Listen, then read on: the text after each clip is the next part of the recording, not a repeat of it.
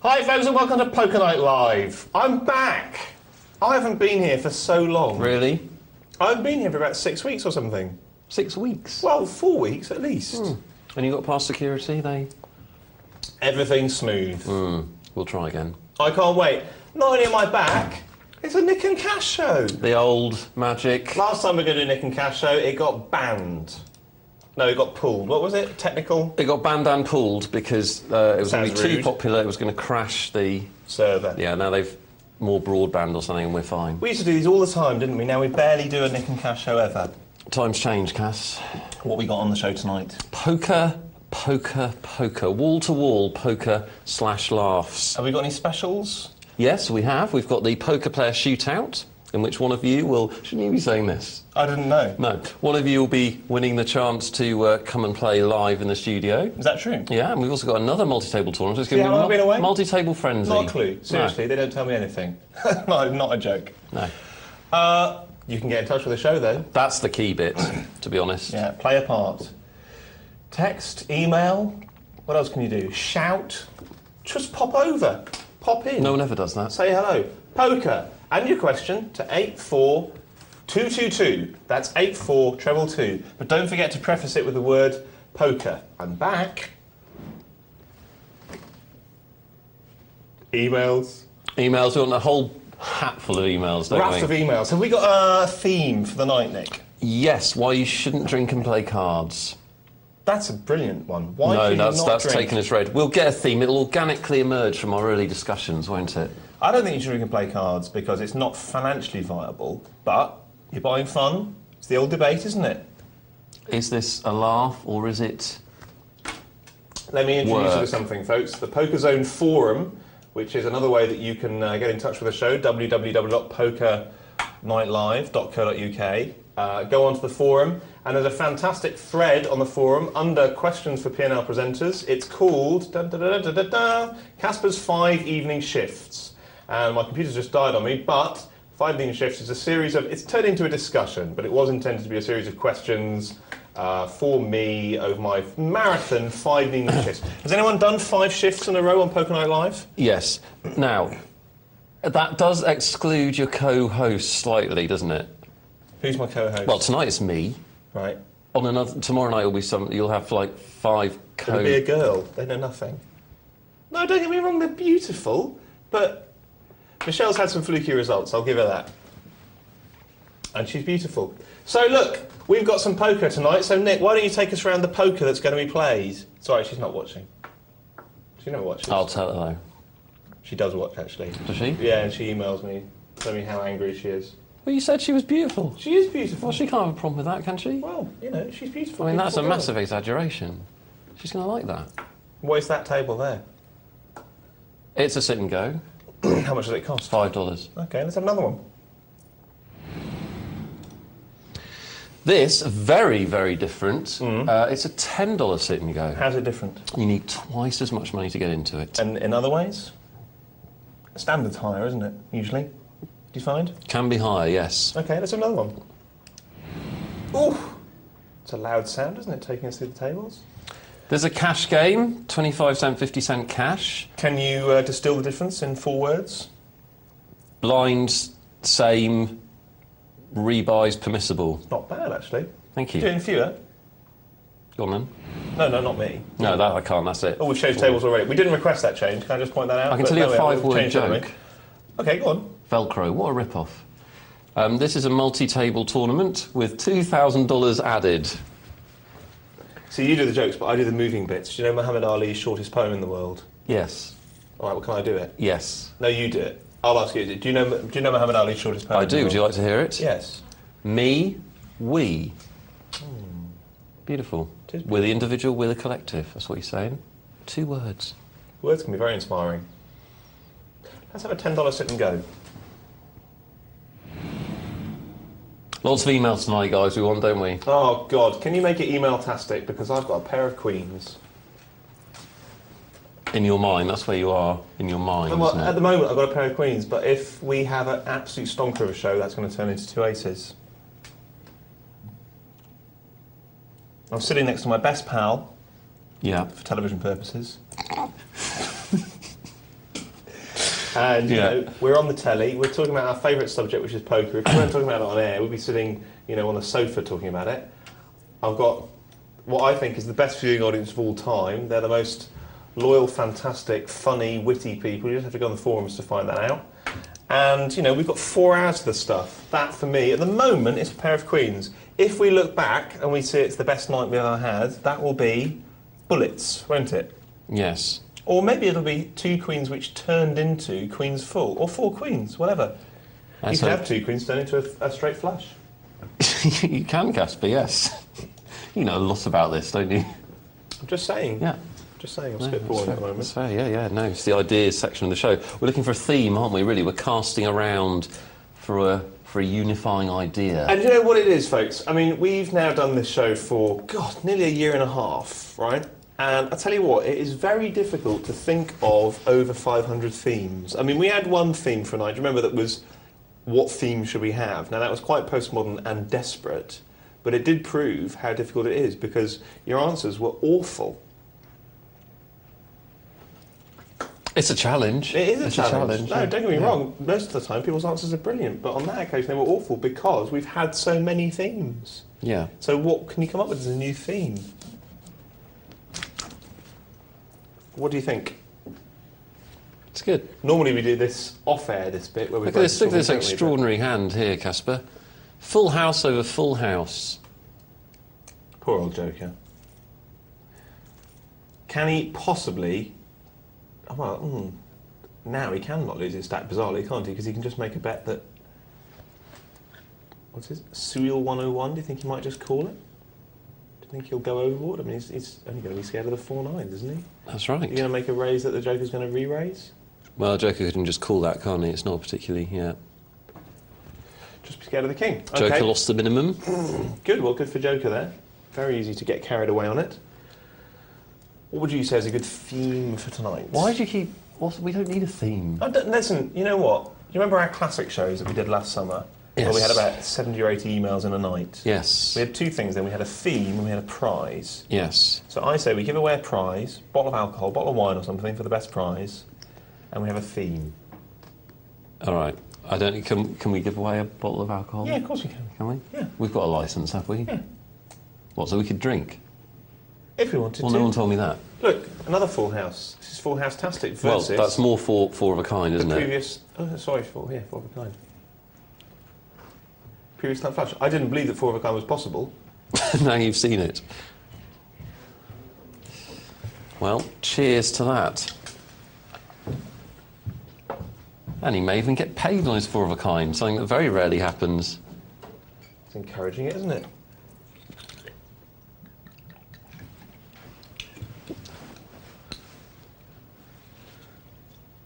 Four of a kind, guys. What a way to start the night.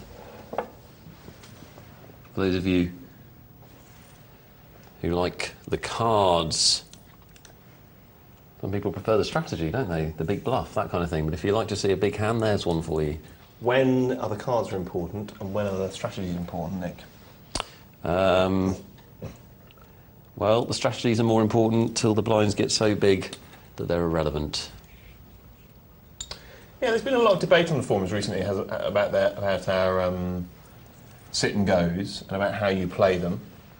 And Tom and I did a lot of chat a little while ago, about sort of January of this year, about stack size, what you buy in for in a cash game in relation to your overall style. And we said, you know, if you're a poor, tight player, you would buy in for a small amount. So what that would dictate, surely, is that if you had a small amount in relation to the blinds in a tournament, that you should be just moving in all the time with very few hands, playing very, very tight in a tournament. Is that right, do you think? Maybe it's very, very tight in relation to the other players. I'm just wondering how you play those even slightly moderately later stages of the tournaments that are played here on the Prima Network. Well, you have the answer to that, don't you? Haven't you won 42 single-table tournaments in a row? 8 cashes out of 9, but let's not dwell. So what's the answer? 4 firsts. I tell you what I think is in terms of if you're asking me, what accounts for my results. It's personally that I spend a lot of time thinking about what the other players are going to do in relation to where I am at that particular time, and using that as my benchmark.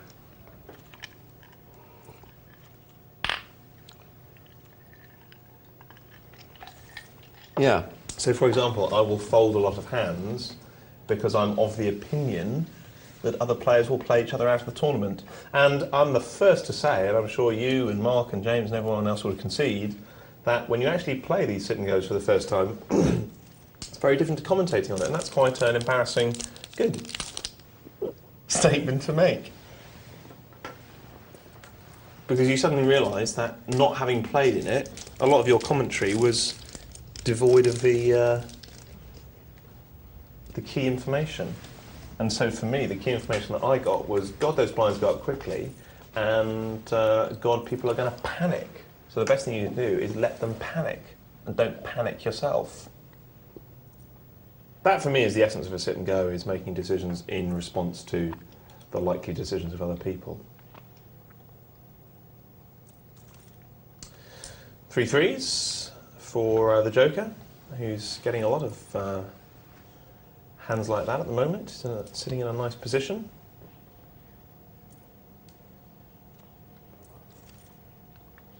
Well, Chaminade must have something better to do. You don't like that play at all? Not really. It's out-kicked, isn't he, at the end of the day?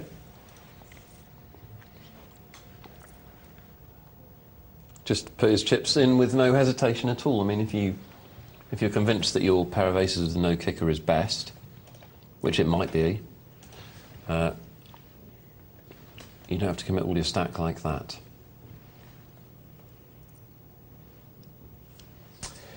Someone, I'm sorry, I'm pausing here because I'm trying to find a post in the forums which has fascinated me more than any other concept for a very long time in poker. One of mine, is it? No, it's not one of yours. Right. No. Right. I think it's Crash Flux. He says this, right? Imagine in poker you're trying to maximise your profits. Yes, we agreed? Imagine in poker that putting someone on tilt will increase your profitability. Agreed? Yeah. Yeah? Mm-hmm. Because they're making bad decisions, yes? Mm-hmm. What online is one of the single best ways to put someone on tilt? Chat box shenanigans. Yes, definitely. That's one way. What's another way? Taking a long, long time to make decisions. Good. That's one way. What's another way? Taking all their chips. Good. That's one way. What's another way? Recommending this show tonight. I'll tell you. It's outdrawing them by playing badly. Right. Do you see where I'm going with this? Not yet. Okay. Well, I think it's Crash Flux that says, could playing badly possibly be an incredibly profitable play if it outdraws someone? Doesn't even need to be horrendously. We know that people get angry about a 4-1 outdraw, don't they, on the river? Yeah. If you played Jack 4 and you outdrew someone at some point to the extent that they went so badly on tilt with you, would that make Jack 4 a profitable long-term play? It's a very interesting question. I know it's only the sort of distillation, if you like, of a lot of different concepts that is just an expression of the age-old concept of the hustle, isn't it? Where you would lose initially in order to produce a certain emotion within your opponent, and then you would. Yeah, but the emotion is different because in poker, the emotion that we're trying to. The dynamic is the same, is what I'm saying to you, Caspar. The dynamic is the same. I mean, there's long been a cash game style of playing fast and loose and talking a lot and getting other players on tilt. Yeah, but that's slightly different. I mean, I've long been of the opinion that Devilfish has created an entire. I mean, Devilfish sat here in this chair, and don't get me wrong, one of the most fascinating conversations of my life. But he sat here going, I like to play poker and all. Yeah, he also sat in the studio going, I want to bite your neck, but that was a different show. That wasn't me. It wasn't my it wasn't your neck. You wanted to bite. Yeah. So different show. I'm talking. Let's not dissipate the focus of the conversation because it's dissipated already. I confused the two shows. Yeah. He said, I just like to play poker, I just like to play poker. He just likes to play hands, right? He's giving the impression of someone who just likes to play hands. He doesn't like to play hands at all. He knows exactly what he's doing, Devilfish, I think. He's giving the impression of someone who likes to play. There's a little moment in that great book that you bought for me, Aces and Kings. Gift. Where someone says to Devilfish, "What on earth are you doing playing so wild and crazy?" And the mask slips for a moment. He says, "You've got to give action to get action." Yeah. Right? He shouldn't say that.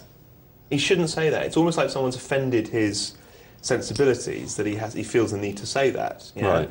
Actually, what Devilfish is doing is exactly what you say. But what he's not doing necessarily is putting people on tilt. What he's doing, I think, is adjusting their reading of him to being a very tight player before he a very loose player before he tightens up and extracts the money.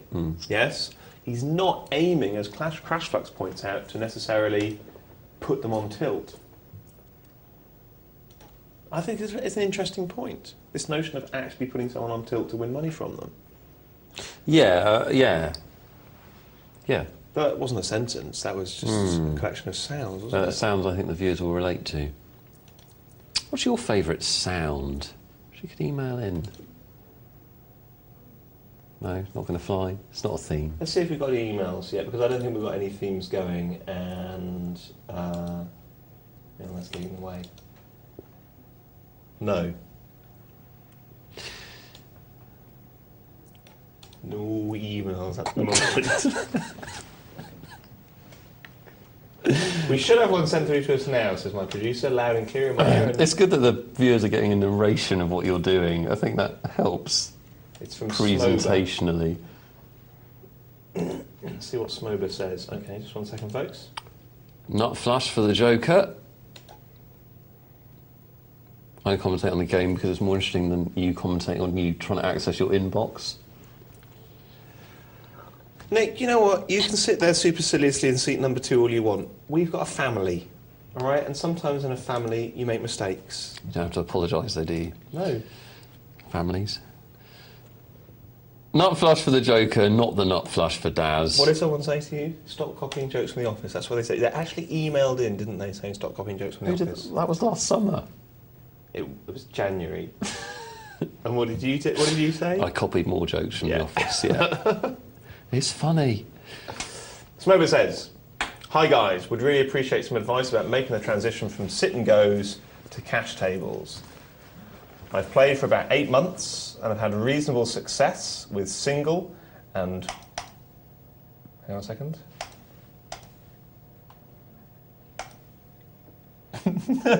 Just waiting for the question, yeah. "I've had special success..." Oh, sorry folks, this is not working at all. It's pretty complicated. It's an inbox, and I've had reasonable success with single and multi-tables at $10 level. However, when I try the cash tables for a bit of variety, I seem to come up short. Have you guys got any tips for me? Cheers, guys. Great show. What do you think? Great show. I mean, he means that generically rather than since 10 o'clock, doesn't he? Sit and goes to cash tables. Well, it's a massive jump. I mean, not literally, you can do it from the same seat, but in terms of your play, it's a big difference. They're two completely different forms of poker. You're going from, not only from a tournament to a cash game, you're going from a very fast tournament style to a cash game. And they're completely different styles. So my tip would be, start from the beginning with your cash game play. Start at some very, very low stakes and learn the cash game ropes. Don't think you can go from the same level to the same level from your tournaments to your cash, because that's very different. That is a good point. I'm going to say 2 additional things. Good. Number 1, value. Why would you? Counteracting that, number 2, we are constantly advising people these days to start off in sit and goes, aren't we?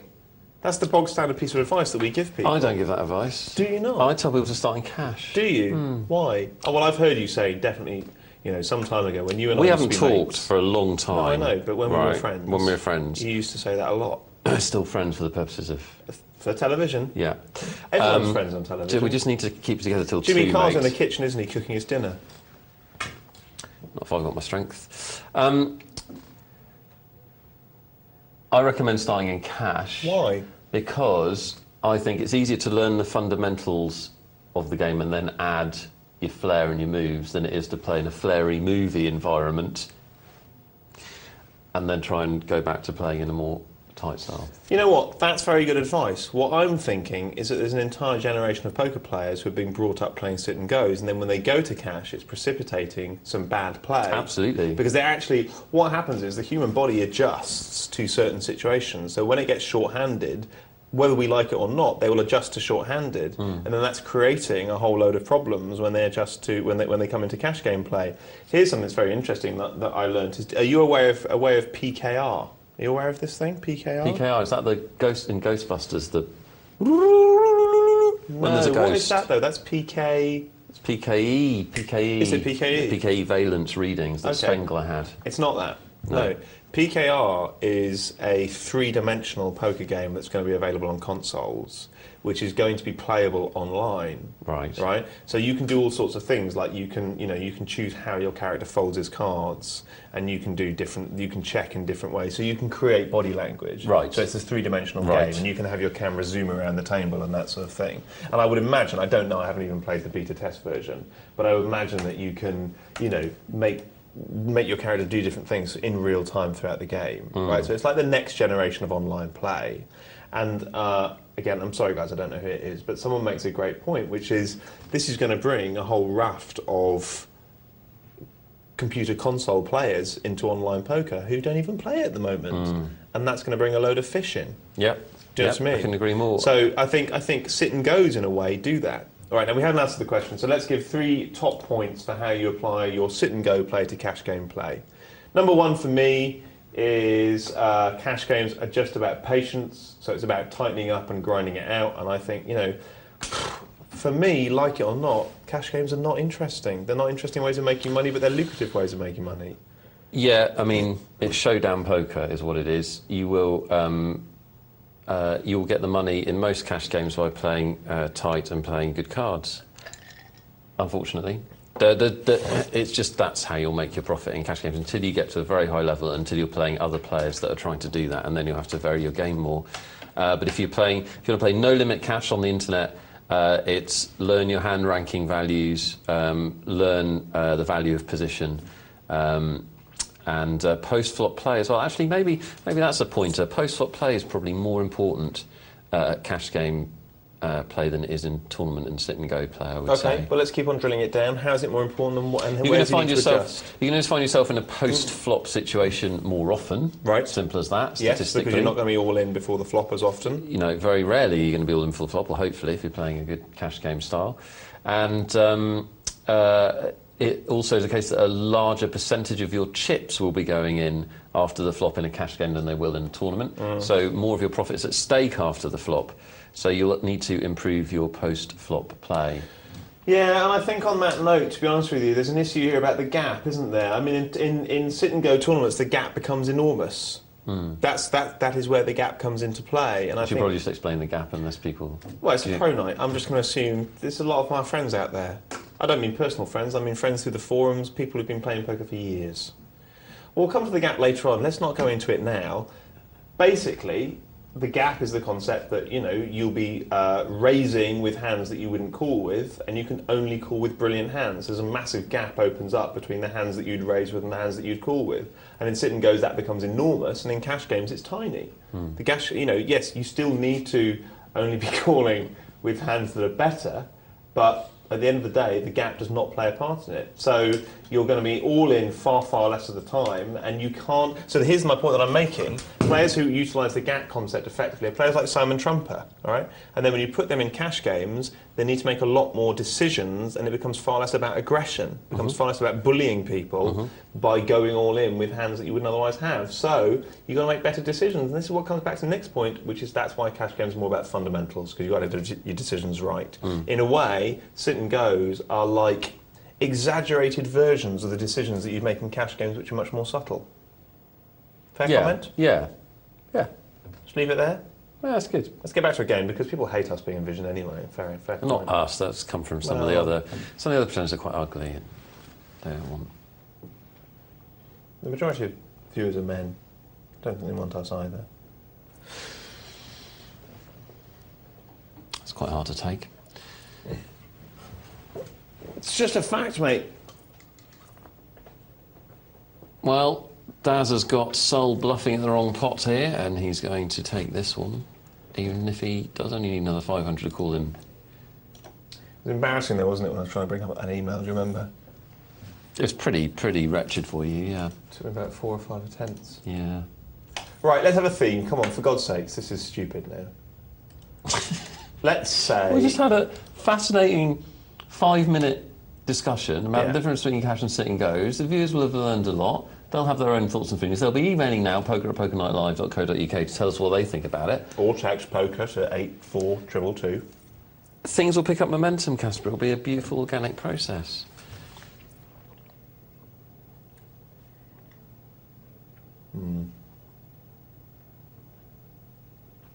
Oh, I know. Let's say we want to know, because there's another post on the forums where someone says their earnings have increased 300% by finding a site with lots of loose players.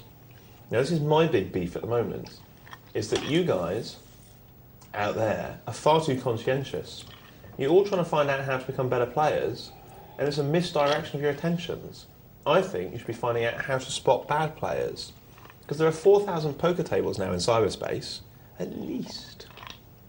So, for me, the question should become, how, when you log online, do you spot bad players? How do you spot a table that's profitable? Because people should ask us, perfectly rightfully, you know, you talk about having an edge of 20% over the table, how do you know that? That's what I'd be thinking if I sat out there. In that voice, I'd be thinking it. What would you be thinking? I'd be thinking, what's that gaseous sound? I'm opening a bottle of Coke. That's what that is. Well, we've got a 4-hour session ahead of us till 2 in the morning. Got to have some caffeine. You're going to drink out of the bottle, are you? Not going to make it very shareable, is it? Sorry, I should have thought about that. Yeah, I'll pay for half of that. Barely. Actually. All right, we'll put it in the cups. Well, yeah, 2 ways to increase your edge, aren't there? Become better yourself or play against worse players. Yeah, well, I think hour for hour, right now, you sit there, you think about it, folks. For every hour that you spend trying to do something, what is going to yield the most? Becoming a better player than the very good player you are already. And let's take the people who play on these cash games. They're very good players. How are you going to make these players better? I mean, there's been a big debate anyway. You know, thank God people play on our cash tables. That's brilliant. You know, and they play there and we, you know, criticise their play and, you know, talk about their play and all the rest of it. But at the end of the day, they're only going to get tiny, incrementally better. There are moves that they can add to their game. Poor Delee. Going to go down here, isn't he, with his ace-jack? He is. And as a queen comes, there you go. Splits it now. Get out of jail free card. See, when you do that, people think that it's all rigged. It's not rigged, it's scripted. Oh. Are they right? Yeah. Delee's got the aces this time. They've moved around one hand. They'll be moving around one hand for the rest of the night. Really? Is that part of the script? Now, Sol, I think, has made a bad play here. Playing a short stack is much harder than people think. Or people make it much harder than it is, one of the two. Can't be both, can it? Delee's going to call in with any 2 cards. So by going all in there, Sol has basically committed his chips where he knows he's going to be a huge underdog. Yeah, absolutely. Terrible move. And he can wait 3 hands to find a better hand than 4-5. Okay, well, look, the lesson that I'm taking from that, and I'll say this loud and proud from any rooftop, is when players are playing short stack, they overestimate connectors. Connectors play well multi-way. That's I'll right. say it again, connectors play well multi-way. Yeah, it's all about big cards when you've got a short stack. You'd rather have King 2 than 8-7. Not sure I agree with that either. I'd rather have King 2. In a way. Well, if you've got King 2... It's a close call. I've deliberately used an extreme example, and that's come back to bite me immediately. But I think I'd probably still rather have The problem with King 2, from where I sit, is we do say something else, don't we? Which is we do say that if you're definitely going to be called, it's better to have live cards than out-kicked cards. Yes? Happy? Happy with that? Happy to.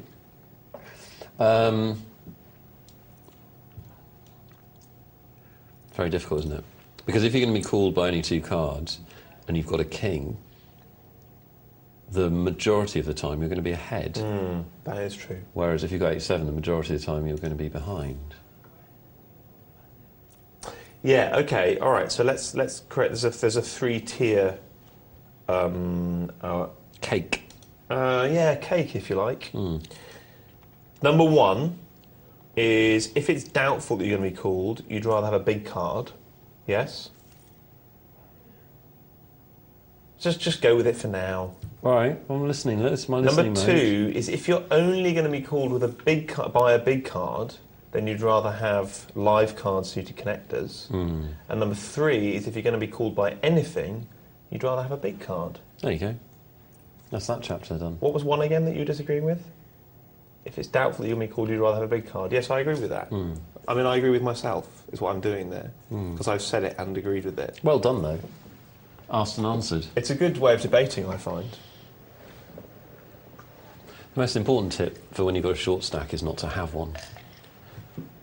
So if you do get locked in your flat, so let's just say it again. So if you're doubtful to be called, have a big card. If you're only going to be called by a big card, have live cards. And if you're going to be called by anything, have a big card. A big card, yeah. I like that. It's good, that. I'm going to write it down. I hope somebody's written it down. Oh, you won't even find that in a book. Sorry? You won't even find that in a book. We've given it out in the first hour. Literally. Folks, imagine... That'll bring the emails in. We've already got the emails. Here come some emails. Oh, yes. Very long emails. Yeah, I'm going to find a short one. Yeah. Remember the golden rules to getting your emails read out. Compliments at the top. Very short in the middle. Can I just say, the compliment at the top is really not necessary to get your email read out. It is for me. And that is why you are pathetic. Yeah, that's one of the reasons. Yeah, one of the many. Look, we've got our money winners, Caspar. I turned into a small child. No, you haven't. Split pot. There you are. Four-handed. Oh, we're four-handed still. Ignoramus. Do you not know a split My pot when what? you see one? What?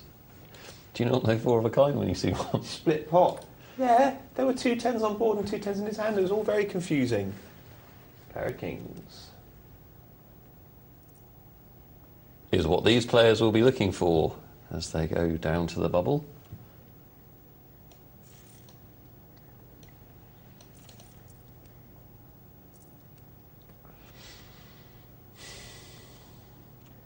Four-handed, blinds 320 and 640. What's that thing that Slansky says about... I just wonder if you know it specifically, because I know it generally. Oh, test me, go on. About keeping the bubble alive and how you should fold a big hand if you've got... It's James's point that if you're a superior didn't you get it from player... Slansky? Oh, you may well have done. Key. Yeah, no, I may well have done. If you're a superior player, the fact of the matter is that you can harvest money when the bubble's there.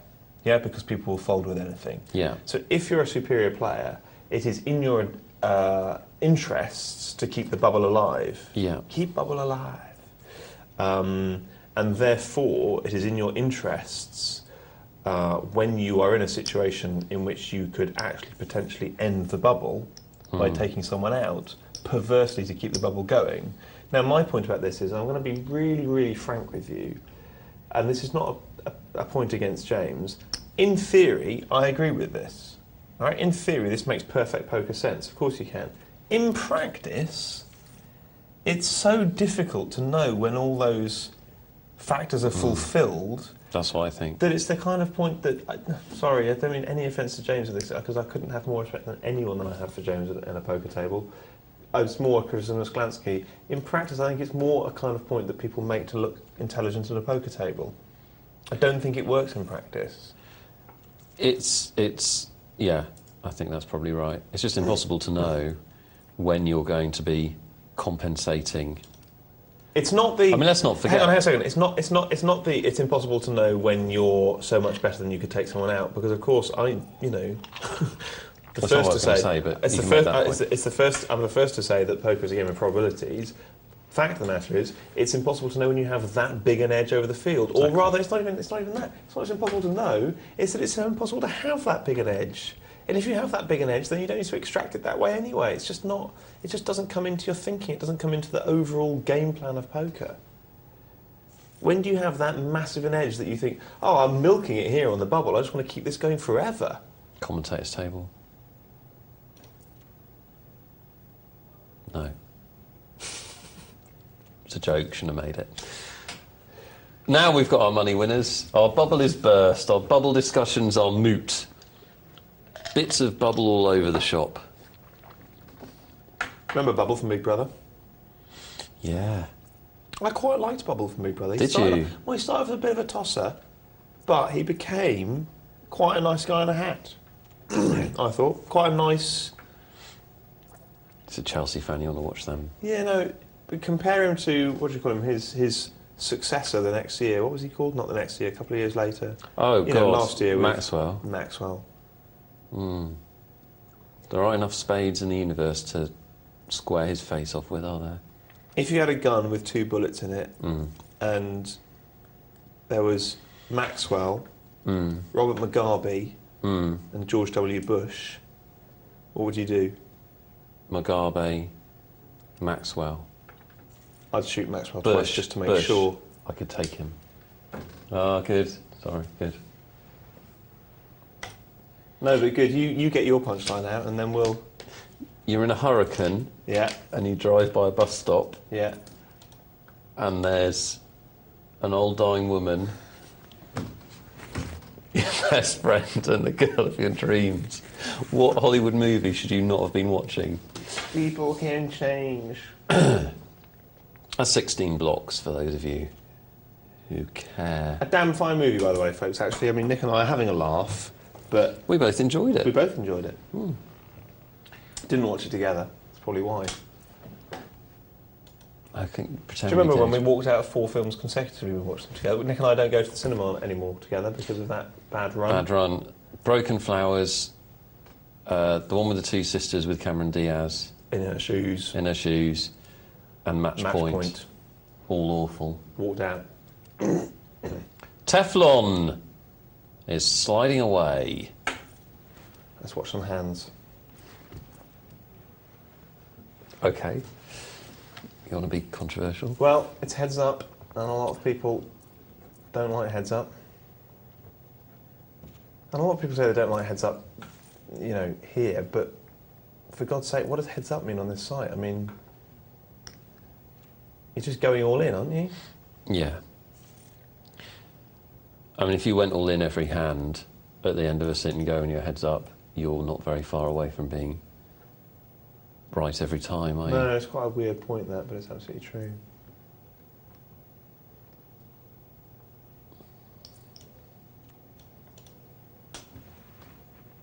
What do you think? I think that the Joker is out on a limb here. I'm trying to work out if that's a pun or not. No, No. no, it's just me attempting to be a commentator. When's the sequel to Batman Begins? Yeah. I don't know, but soon I hope. Must be next summer. Must be next summer, mustn't it? I was in the cinema the other day with Jonathan Ross. I wasn't with him, but he was sitting next Oh, to you me. name dropper. No, I wasn't Oh, you with just him. name dropped. Well, I don't know him. He was just sitting next to me. It was quite weird. You're a And the- stalker. And the trailer came on for The Simpsons, which is coming out next year. I've never seen a trailer for a film coming out in 12 months' time. Yeah, teaser. Godzilla, actually, was the last time I saw that. And Jonathan Ross and his family got very excited. It's a shame they didn't make it a few years ago, but... Why do you think that? Well, I think they've Do you think they've peaked? yeah, Oh. pretty clearly. It's still great, but I don't know if they've got enough ideas left in the locker. I think they Let's have. hope so.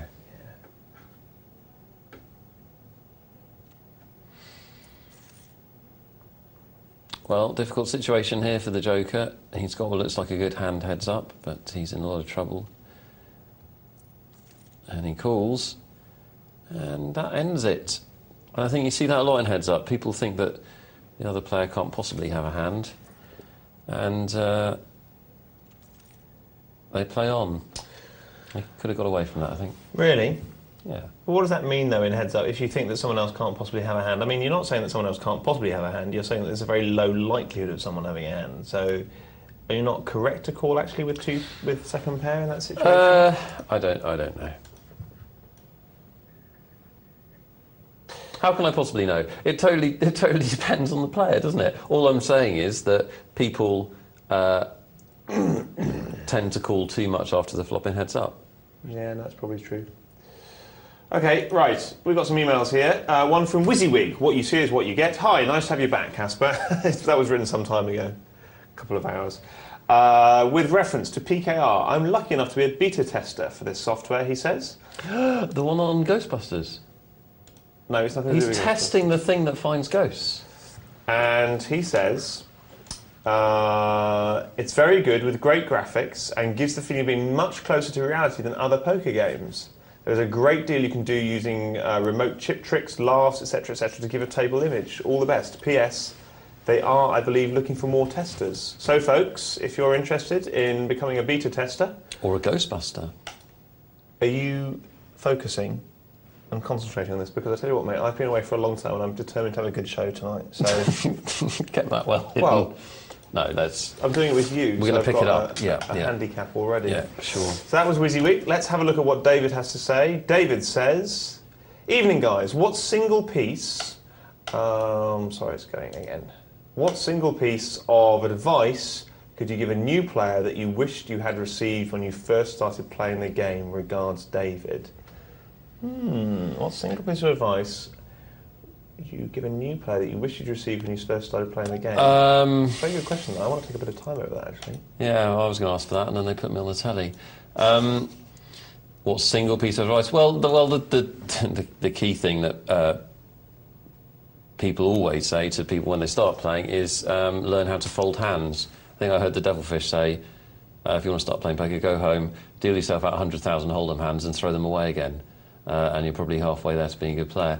That's the classic advice. I think I'll go the other way and say play without fear. There you go. See, I'll let you into a secret. I did do that. I did deal out hands on my table. On your own? Yeah, for days before going to Vegas. That's what I did. And what I did was, I know this sounds stupid, but this is not actually going to be the piece of advice that I'd give, but I got used to what cards fell. And I would say this to people like Tyler and others who think that, and don't get me wrong, like Tyler, Tyler's a good addition to our forums, but I would say it to people who are convinced that poker's rigged. You should play poker in isolation just by dealing the cards yourself so you can see what falls and you can see the ridiculous permutations and combinations that actually come out. So I think that's very important that you understand what cards can actually do, because cards can do ridiculous things. So that'd be one thing that I would recommend that anyone does is just to practice dealing out flops with hands that you have yourself. In fact, deal out 8 cards face up, think about them, look at them, and then just deal out flops. Just keep on dealing out flops for them. But what would I say? What's the single piece of advice that I wish I'd known then that I know now? Well, you know what? I know we're going to get into my old sort of, home territory, but it is... I wish I'd known how irrelevant the cards were and how important the psychology was. I wish I'd known how, every single person who's made it in any walk of life has understood something, maybe not consciously. I'm not saying they've read it from a book. I'm not saying they've picked up, Tony Robbins or whatever and read it in a book and thought, oh, I'll do that. But they've understood something about what it takes to be a winner. That's what I wish I'd known, because that's what poker taught me, actually. And if I'd known it, it would have saved me a lot of time. So we come to an email from Illy. Now, do you know who Illy is, Nick? Do you read the forums? No, I don't, no. Well, Illy is someone called Illiteratum, who I think is most amusing.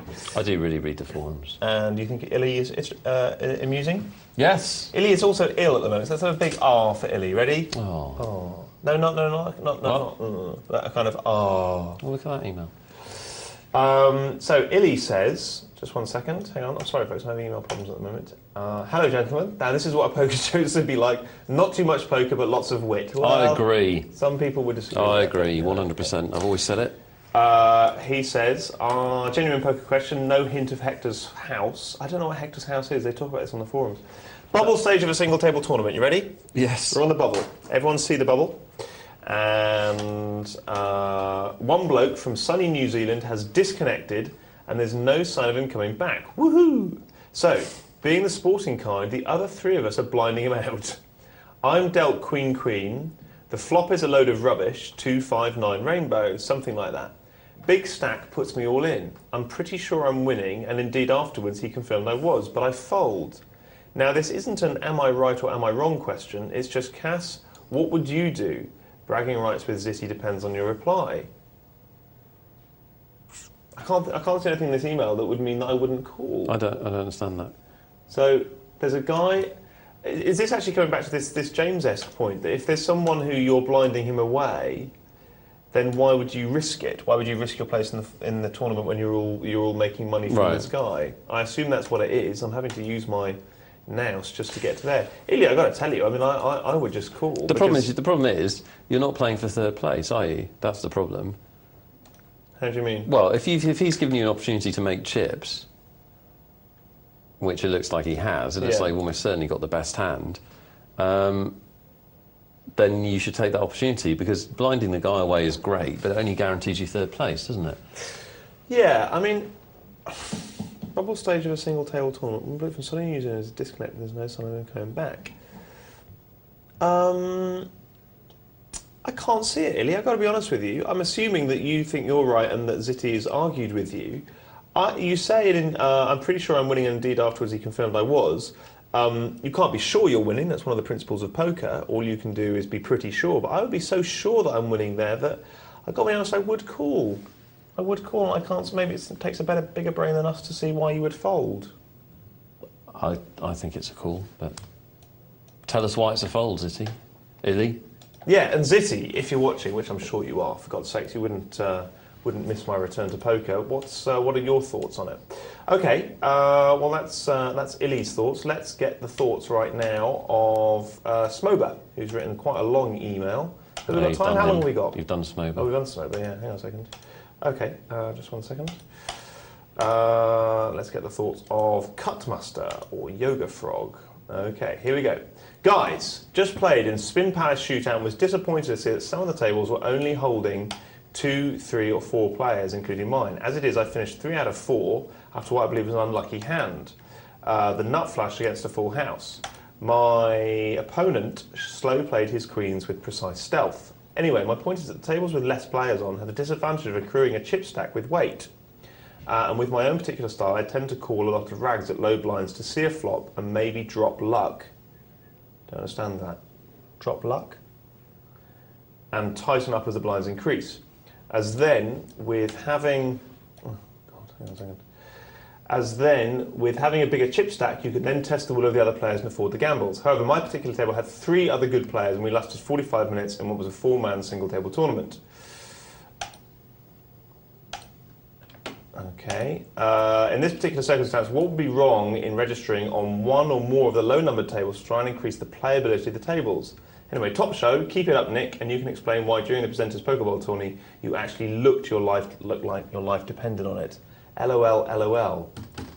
Did you look like that's a year ago? He's going back. And did he make a joke because he's laughing at it? Did your life depend on that? Yes, it actually did. No, what the situation was, there was a man with a machete, and if I didn't win, he butchered me to death. I tell you what, he did give you a lot of big slicks, didn't he, in order to survive that tournament? What's that? It's Ace King. Sorry, are you trying to impugn my performance based on me getting good cards? Is that what you're trying to say? Are you trying to say that you've matched me in the Beat the Presenter since then? I've played 2 Beat the Presenters in my life. See how we used to be friends? What's the question? You haven't even made cash. What's the question? I don't know, I didn't understand it. I thought you might have done. It's just disappointing to see some of the tables were only holding 2, 3 or 4 players, including mine. Don't play them then. I mean, if they don't suit your style, don't play them. That's easy. I don't understand that question though. Well, the point is, if he's not happy with the number of players on the table, find another poker game. The joy is that we can now find a poker game that specifically suits our style. That's the answer, isn't it? Because he's not going to be able to change the way the site runs the tables. No, that's true. Okay, well, look, we'll have a little think about this during the break. I'm sorry, that has confused me slightly, that question. We're going to have a break now. We're going to take 5 minutes. We're going to talk to John from our Canadian Poker Night Live.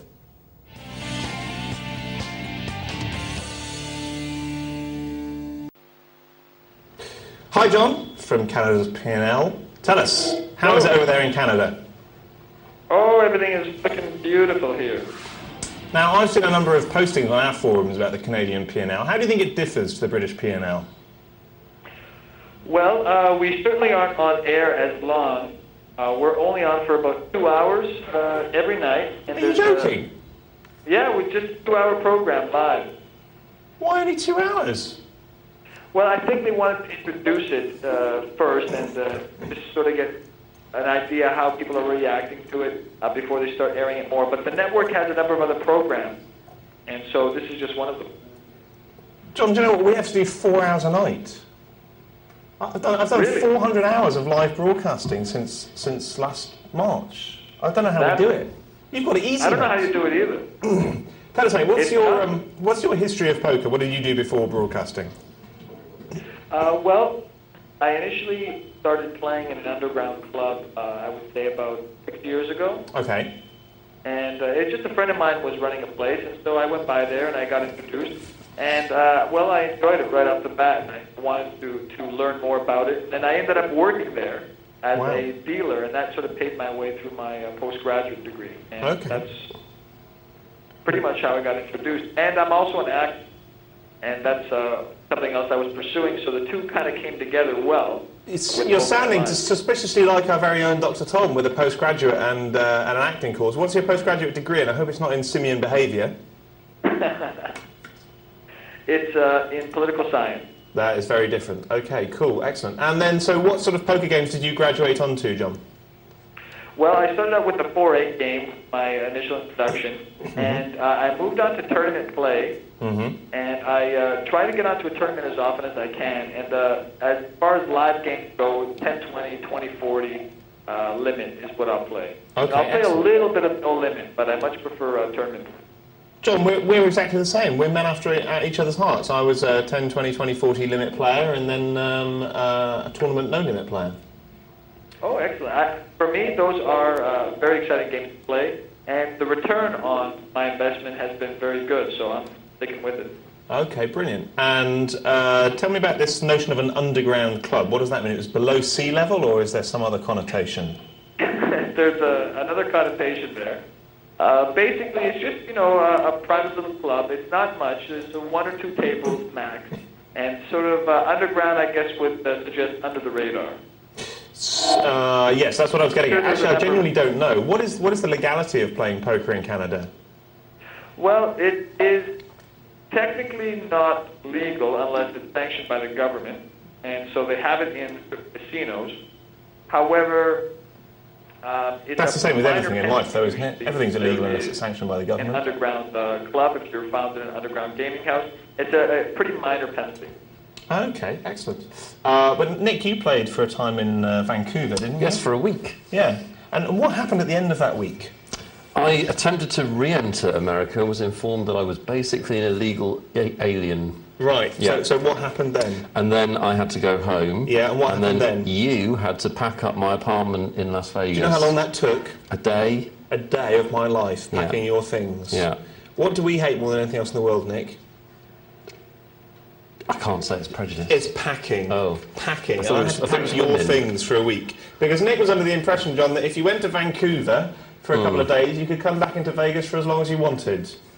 That's not the case. You know what? I think at one time, it wasn't so difficult to do that. That's really? true. No, yeah, that's true. But after September the 11th... Their immigration and border security, things have really changed. They clamped down, didn't they? Big time. Have you played in Vancouver, John? Because I can't even remember the club where I played. The club where I played was absolutely mental. Just huge amounts of betting. And apparently also a lot of Asian women in Vancouver. Really? Well, yes. I think we should focus on the poker. Well, no, we should focus on poker. Was it called... I knew of a club that was out there a few years back, but I can't remember the name. Lombard's Club or Lindemann's Club, something like that. Yeah, that might be right, actually. There was a number of different tables there.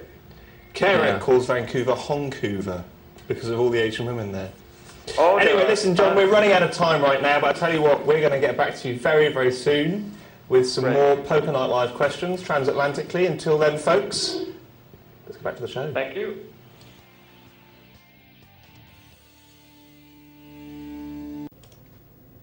Hello again. Oh, hi. I wasn't talking to you. I was talking to them. I've got an addition to make to my What Did I Wish I Knew? Here it is, folks. This is red hot off the press. Been thinking about this a lot. I wish I'd known this. Poker is a game where you're going to win the hand because of your cards or something else other than your cards, right? So Phil Hellmuth's driving at this actually at the moment. It's interesting. This is what it's in Aces and Kings. Therefore, you should either only be playing when your cards are really, really good, or there's something else other than your cards, be it your move, your position, your read on your opponent, whatever it is really, really good. And what happens in poker is people become confused by this middle area. They play when their cards are okay, or their position is okay, but they've got a bit of card backup. They don't play when their expectation is strong. Mm-hmm. They get sucked in with average cards or with average read on their opponents. And basically, you should cut out that middle ground and just play when one of the two things is strong. What you're saying in different language is it's all about your expectation.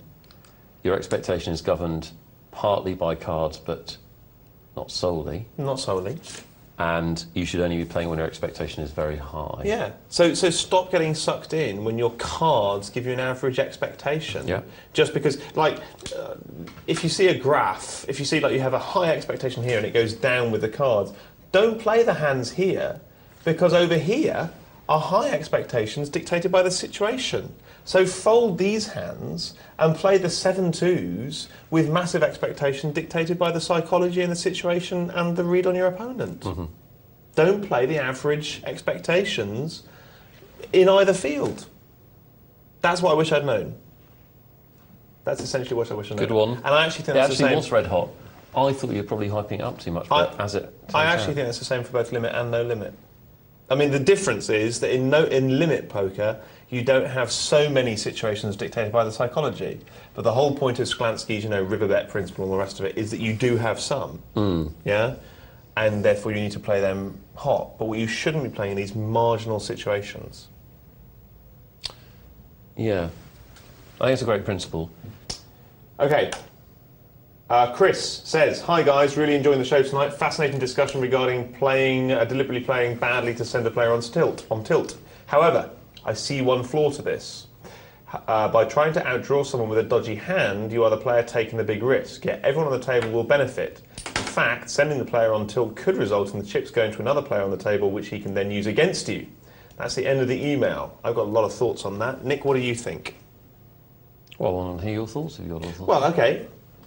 I'm going to introduce another two-part issue here. Crikey. We've talked about cards and psychology. Now I'm going to talk about tactics and strategy. What's the difference between a tactic and a strategy, Nick? Tactic, You're a freshens chess your player. breath. Strategy is... That's tic-tac. That's tic-tac. Tactic is your little decisions. Here and now, yes. Strategy is your bigger picture decisions. Good. And I think the key to poker is getting to grips with tactics as soon as possible so that you can understand strategy. Because strategy is really where it is about at poker.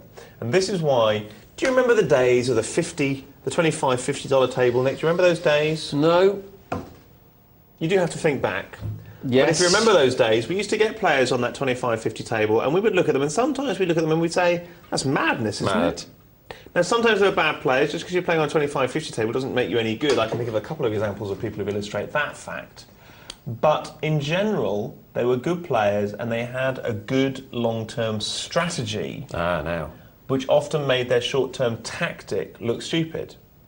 So in this case, what we're saying is, in the same way that Devilfish bluffs off a lot of chips in the early part of the tournament or cash game or whatever it is, because he says you've got to give action to get action, Basically, what we're saying is exactly the same thing here, is that you lose money on tilt as part of a tactic to maximise your strategic expectation. Now, I know you know this, Chris, whoever you are who's written this email, I know you know this, but it is really important to get to grips with it, because I think, just like the difference between you shouldn't be playing marginal cards, you should be playing high expectation situations and cards, you shouldn't be confusing your tactics with your strategy. And there are a whole bunch of ramifications of this in poker.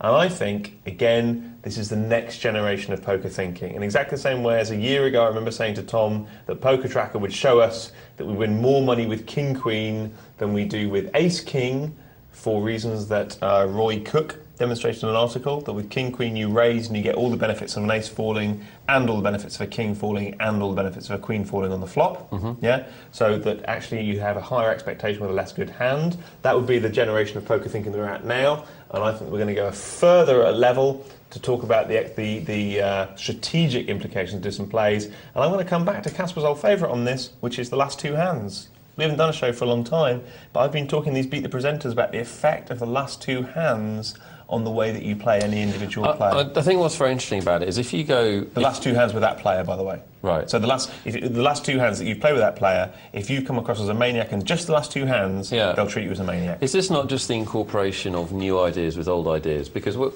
you're talking about and what they're talking about is basically how the old road gamblers used to make most of their money, which is that they used to... and you can still find them in Vegas, and I was friends with one who their whole plan was basically to get people off. Yeah, their whole plan was to basically to get people off their game, and they had a lot of different ways of doing that. One of them was to play bad cards in cheap pots and try and outrun people, or bluff people off the pot and show them. That's what we're saying. Yeah, that's exactly what we're saying. Let's put people on tilt. Because the strategy for the evening, and it is that what David used to say to you?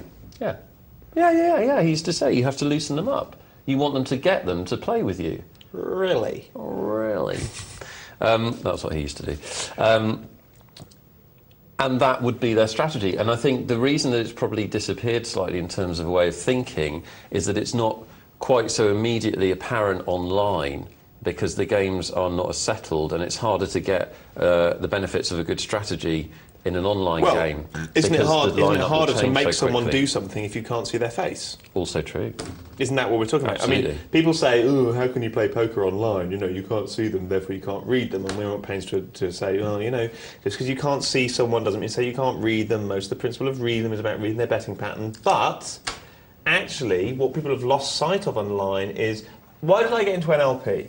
Simple as this. Because I believe that there was something out there. I didn't know it was called neurolinguistic programming. I believe there was something out there that could allow me to make people do things that they wouldn't necessarily normally do. And why did I think that? Because I believed, I came to the conclusion that that was the difference that made the difference. That was how the great players were making their money. Because it wasn't by making better decisions, because once people have mastered, you know, the body of knowledge that is poker, you can spend the next 10 years and you're going to learn that much more. Actually, what you learn is how to throw people off the body of knowledge that is poker.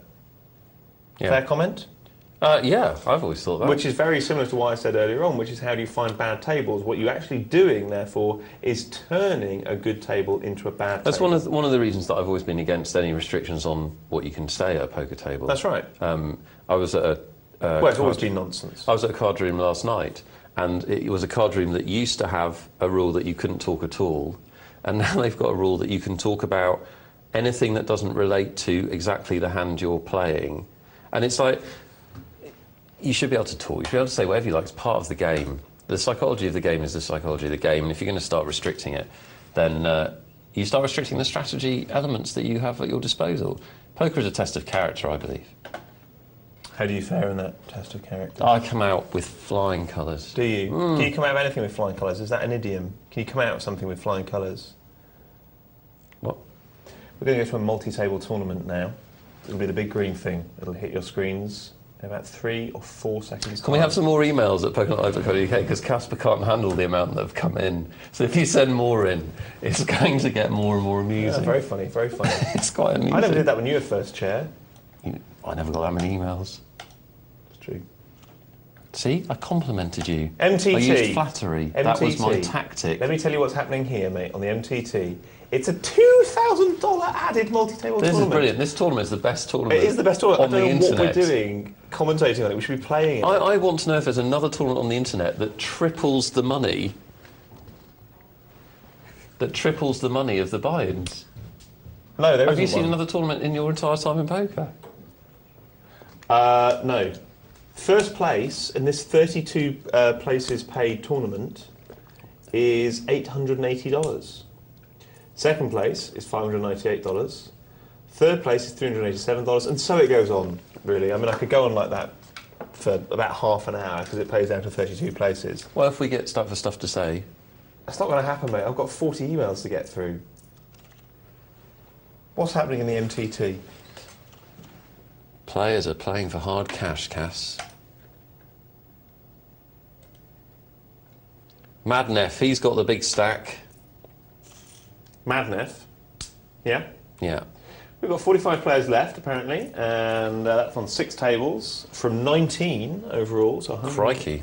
About 150 players started. The average stack is about 7,000, give or take, and the largest stack is, well, at this time, it was 16,895 when this was written by our producers, but of course now it's all right, it's Madnef. And the smallest stack, ooh, he's right down there at $2,000, just hanging on in there, with the blinds at 2,400. So he's got 5 times the big blind. Nick, what do you like to do when you're 5 times the big blind? I like to push my chips into the middle. A lot? A lot, Foxy. Or just a bit? A lot. Well, it push them into the middle till you get to about 12 times the big blind, then you can stop doing that. What does it depend on? What? Whether you push or not, what does it depend on? I'm sorry, mate, we're keeping you up. I don't understand the question. Well, sometimes you if I've got 5 times the big blind... Yes. Yes. Yes. Yeah, that's what you're asking me. Yes. You need to be first into the pot. Yes. And Why? do you want to be... Why? Because the probability that you will win the pot unopposed is massively increased. Good. And you also want to be doing it Correct. at a time when you think the blinds are likely to fold. Good. And that can be for one of 2 reasons. Either they are the type of players that give up their blinds unless they've got good cards. That's one metric to use. The other metric to use is the size of their stack. And I would encourage you to push against medium-sized stacks, medium to low to medium stacks, not tiny stacks and not big stacks. Now, what's interesting about that, can I just point this out, right? Which is, folks, if you're at home and you've got a pen and paper, I want you to draw something in front of you right now, okay? First of all, draw an X and a Y axis, as you draw it when you're drawing any graph, okay? And then I want you to draw a bell curve. So either starting off low, going high, then going down low again, or the opposite, start off high, come down low, and go up again. So you're either producing the letter N or the letter U. Now, I would maintain that most graphs in poker conform to that look. So you just said you want to push against very low stacks, yes? Mm-hmm. Or very high, no, the opposite. You want to push against medium stacks, yeah? Yeah. But not low stacks or high stacks. It's a tiny bit, in my view, this is a personal view, Go on. it's a tiny bit skewed towards smaller stacks. Okay. So if you've got somebody, which I had a lot of success with last night, if you've got somebody with 6 or 7 times the big blind, that's not a tiny stack, they are the ideal person to push against. So that would be a letter N, as far as I can see it. It's letter N, yeah. So you wouldn't push against very low stacks because, of course, they want to take any risks and they're likely to call because they're on tilt. You wouldn't push against high stacks because they're likely to call because they've got lots of big stacks, but you would push against medium stacks because they think they're in with a shout, right? I think they're in the shout. They're making a significant decision for 5 times the big blind. Good. Very, very similar to the curve or the graph that you would draw if you had a medium to small pair of 6s. You want to play a pair of 6s heads up, right? So you want to play it against one player. You want to play it multi-way against 5 or 6 players, but you don't want to play it against 2, 3 or 4 players, maybe 4. So that would be a letter U. Yes? Very similar to what we said earlier on about when would you push with big cards, yeah? You'd push with big cards if they were unlikely to call. You'd push with small suited connectors if they were definitely going to call with a high card. And you'd push with a big card again if they were definitely going to call with anything. Yeah. So again, that's a letter U. Now, what's interesting for me is that a lot of graphs in poker don't go from up to down or down to up and keep on going to infinity. They form these U and N shapes, and I've noticed that throughout my poker career, is that poker graphs form like that, and I don't know why. If anyone's got any ideas, You always want to know the why, though. or the U or the somebody N. said to me, somebody Here who we go. somebody said to me that wanting to know the why is a very male thing. It's not a male thing. It's a. All right. Well, it's Hold how. on, It's, hold well, on. Hang on a second. Hold on. It's how history has progressed. You know, if it wasn't for people like Edison and Einstein wanting to know the why, you wouldn't have microwave ovens. Well, they were given to us by the one that crash landed at Roswell, weren't they, along with Teflon? I'll tell you what we're going to do now, just to punish you for that. We're going to go to one of our poker player semi-finals. How's that punish me? Doesn't. Oh my God, that's the first time I've ever seen it. It's not like that at home. Whose idea was that? It's not that? like that at home. Is it not? No. What we can see, folks, is a big red table. What can they see? Well, at it's home? red, but it's not like we've got like it's like the green one at home's not as bright as we get it in the Is studio. it not really? No. Oh. You make lots of jokes about bright green things. That is horrible, though. It looks like a big Satsuma. It looks like a British person who's been on the beach and has got sunburnt, doesn't it, from where we are in the studio? Sunbird.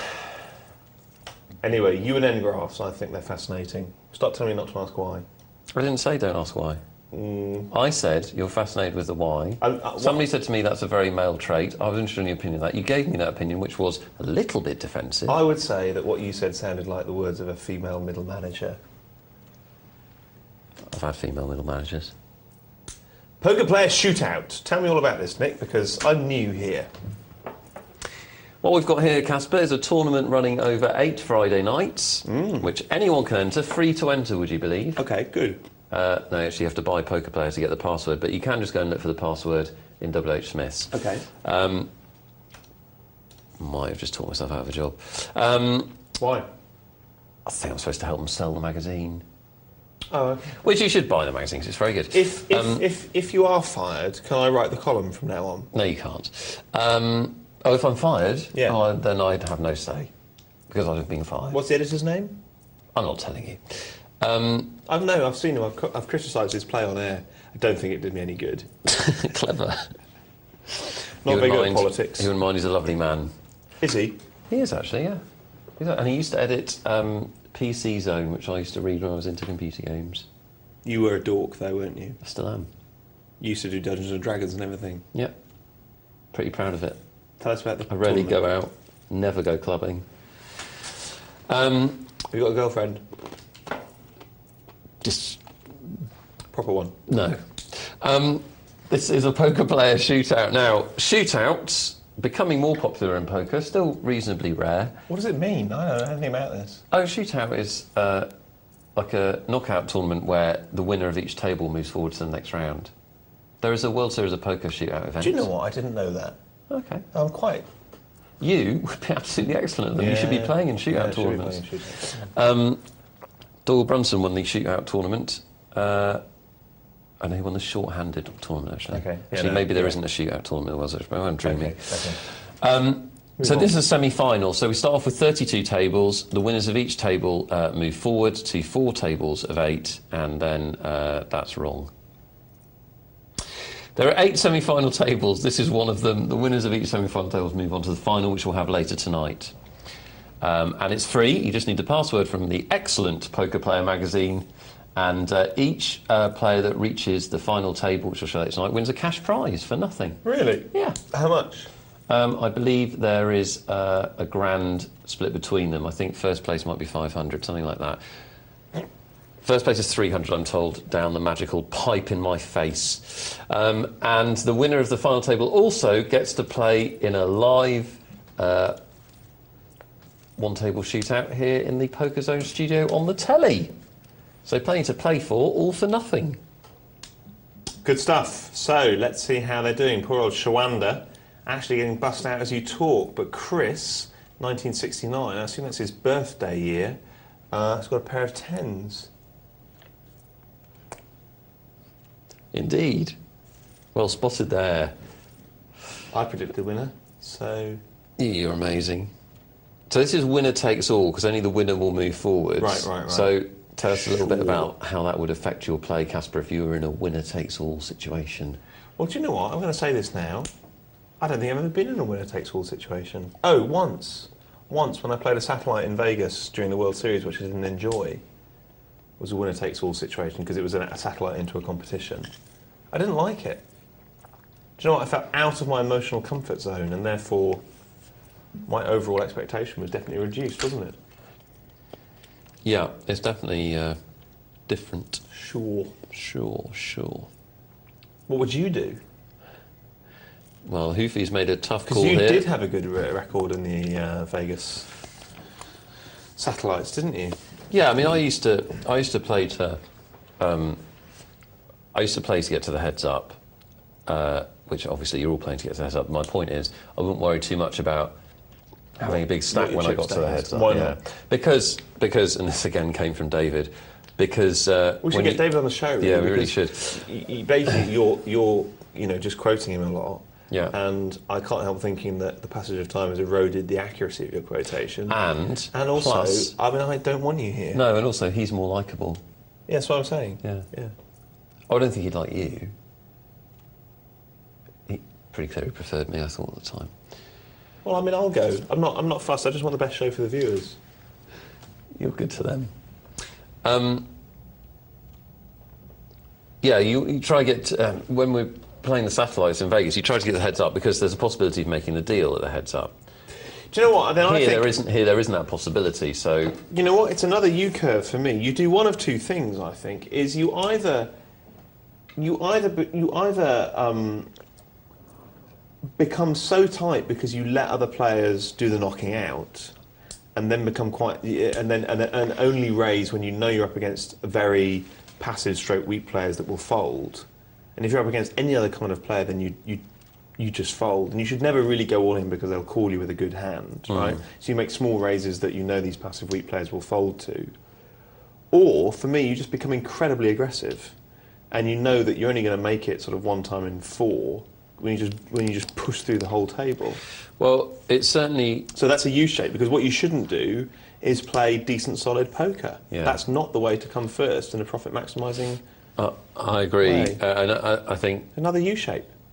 Another U-shape. And I think it's definitely true that when you get down to... It varies from table to table. Very often when you get down to 3 or 4 players, these games do tighten up because of the winner-takes-all element. Well, then you should just come out swinging, shouldn't Absolutely, you? As TJ of would course. say. Yeah, of course. Always think of a monkey. Email from Andy says, "Hi guys, great to see the Dream Team is back on air." Is he talking about the Sky One, yeah. Recently, I've been experimenting with different types of poker. Thank God he's not talking about soft drugs. Mostly Omaha High Low and You're Stud. weird. I know. And wondered about something. He's wondering about something. Now, I'm reading this out because I don't know the answer to this, and I don't think you do either, and I'm wondering whether any of our viewers I do with Omaha High Low. Oh, do you? Yeah. Okay. Could you please explain to me why these games are mostly played pot limit and limit, but almost never no limit? Any particular reason to this? Very, very quickly, Nick, what is the reason? I know Omaha High Low because there's very little difference statistically between starting hands in Omaha High Low. Much less of a difference between Hold'em, and so the real play in the game is after the flop. So to have a no-limit version of the game becomes basically mindless, which you could argue Hold'em does too. But that's why. You could, absolutely. I don't know about Stud. You know more about Stud. Well, I've never, ever, and not just rarely, I've never come across a no-limit version of Stud. No. There's definitely not a no-limit Stud in the World Series. I've never even... I've played in a pot limit Stud in the Victoria. Did they used to play 5-card Stud, no limit?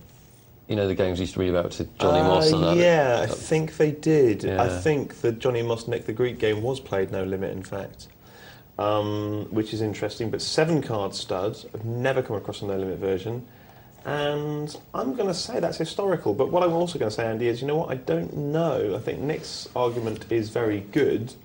I think a no-limit version of Stud would be very weird, and I personally didn't enjoy a pot-limit version of Stud because it felt weird, but of course that's because everything alien feels weird. So there you go, folks, that's one for you. What do you think? What are the reasons for that? If anyone's got any insider information or just better knowledge than us, that would be much appreciated.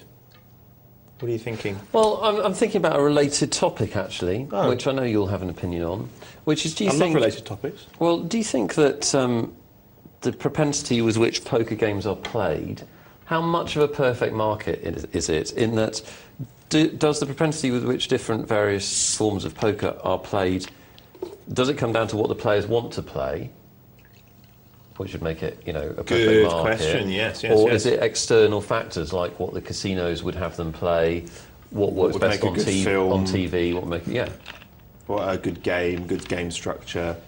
Yeah. Very good question, because of course forms of poker have come and gone in popularity, haven't they? We know that in Newcastle they play this crazy no limit game, crazy rebuy game structure, with very few starting chips and big rebuys because the players love it. The players demand it. Yeah, absolutely.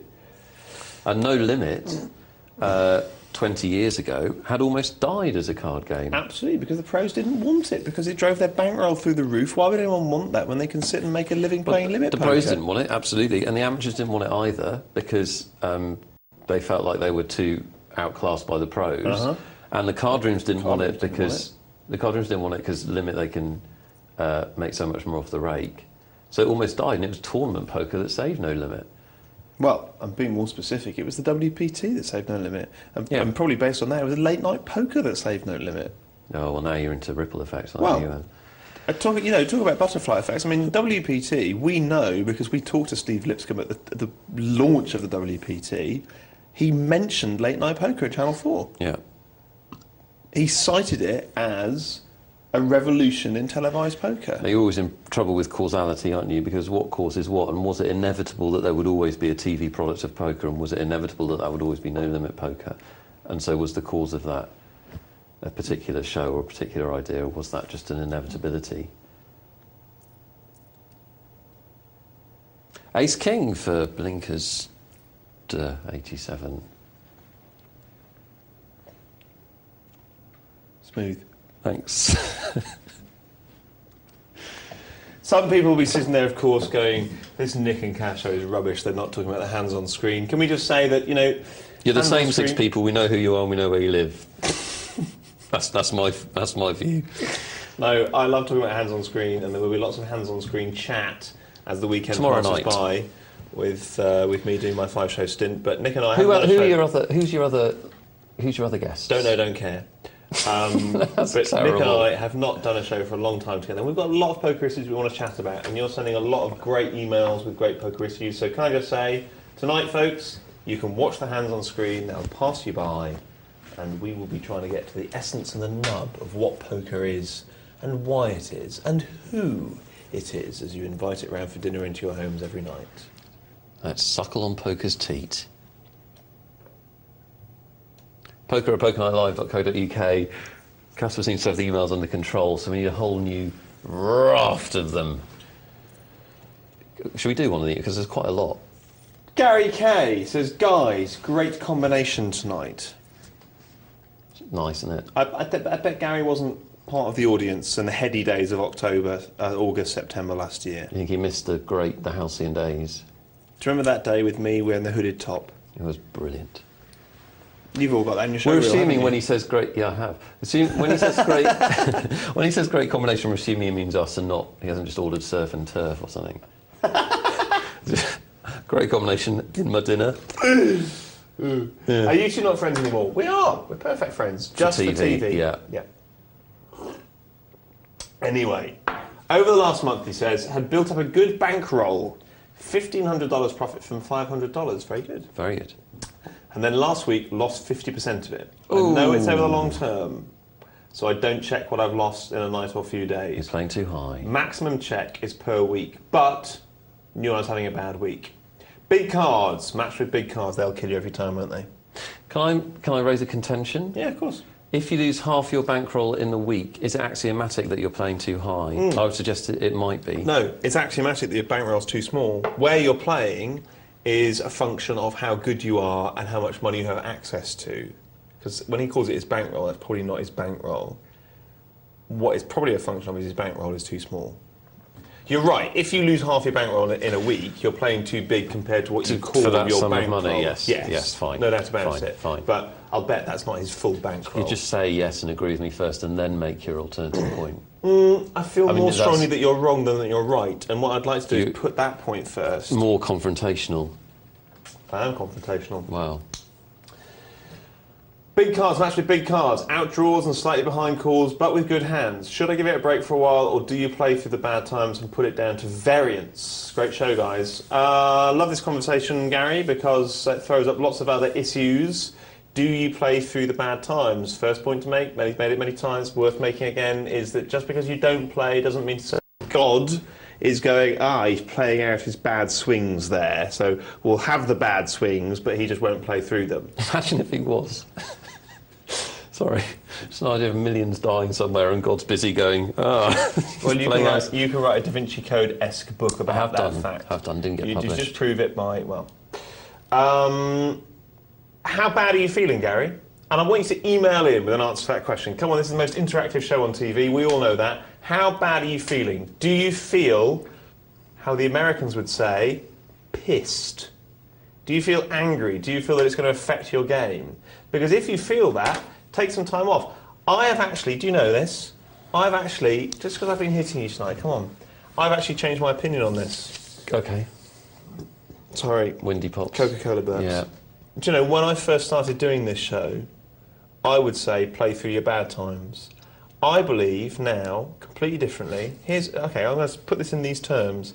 I believe you can make more money by playing for 2 weeks a month when you feel great, whether that's per night or playing the runs, not because you're going to get good cards, but when you feel great, more money 2 weeks a month than by playing 4 weeks a month, including all the nights you feel bad.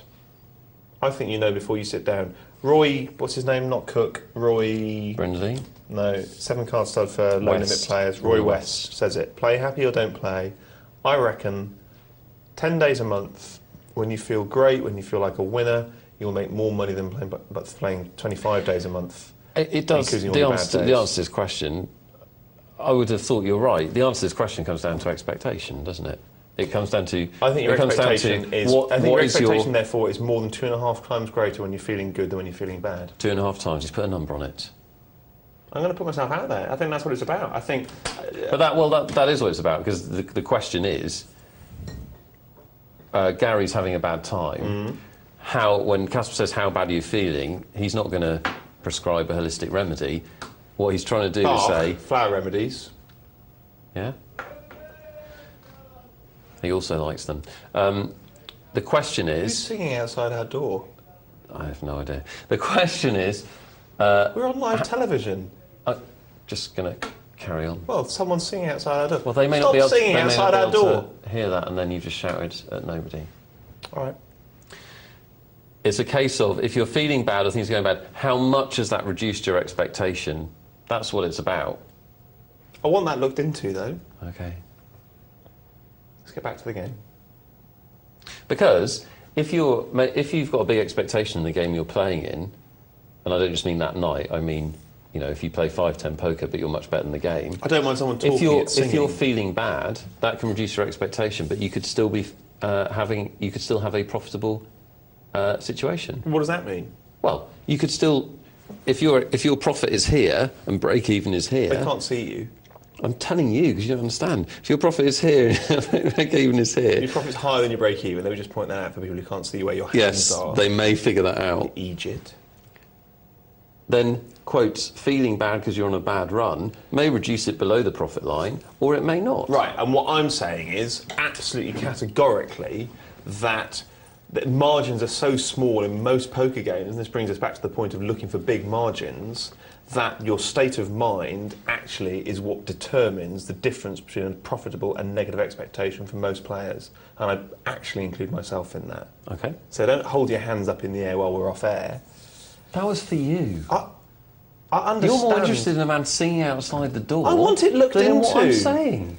I want it put into the producer's report. Someone sang outside the door. What is it? 23:35. So we're an hour and 34 minutes into the show. Imagine if I point out someone singing outside the door over one of your little U-graphs. Hey?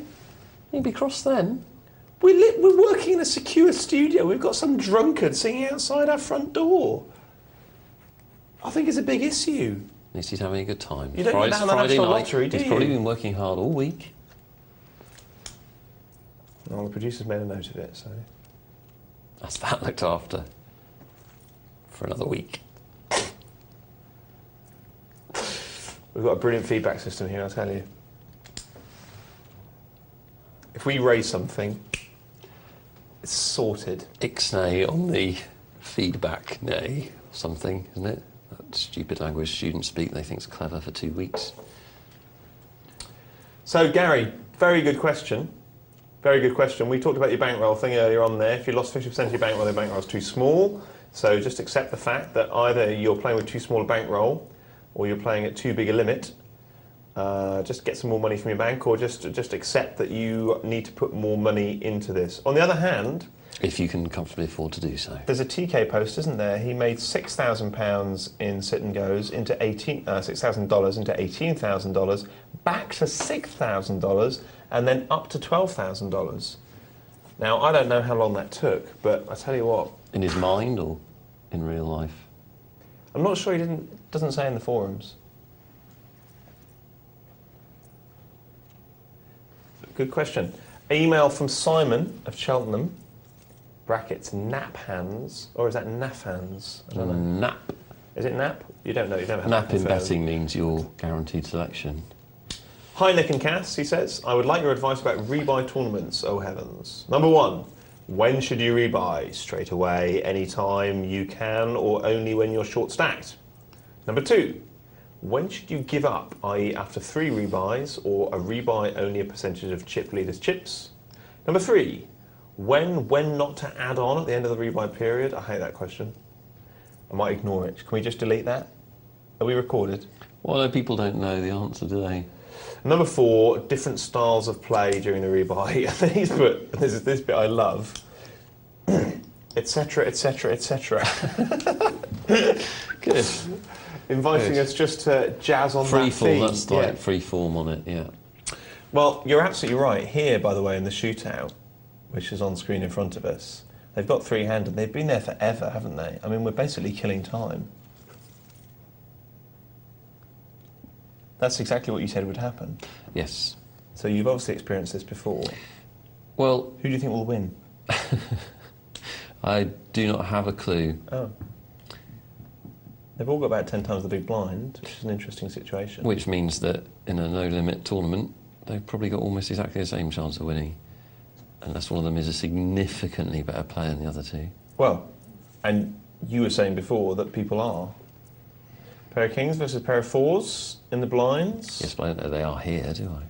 Oh, I reckon that's freaky. King Bell's going out here, in my opinion. What do you reckon? God, you're sharp.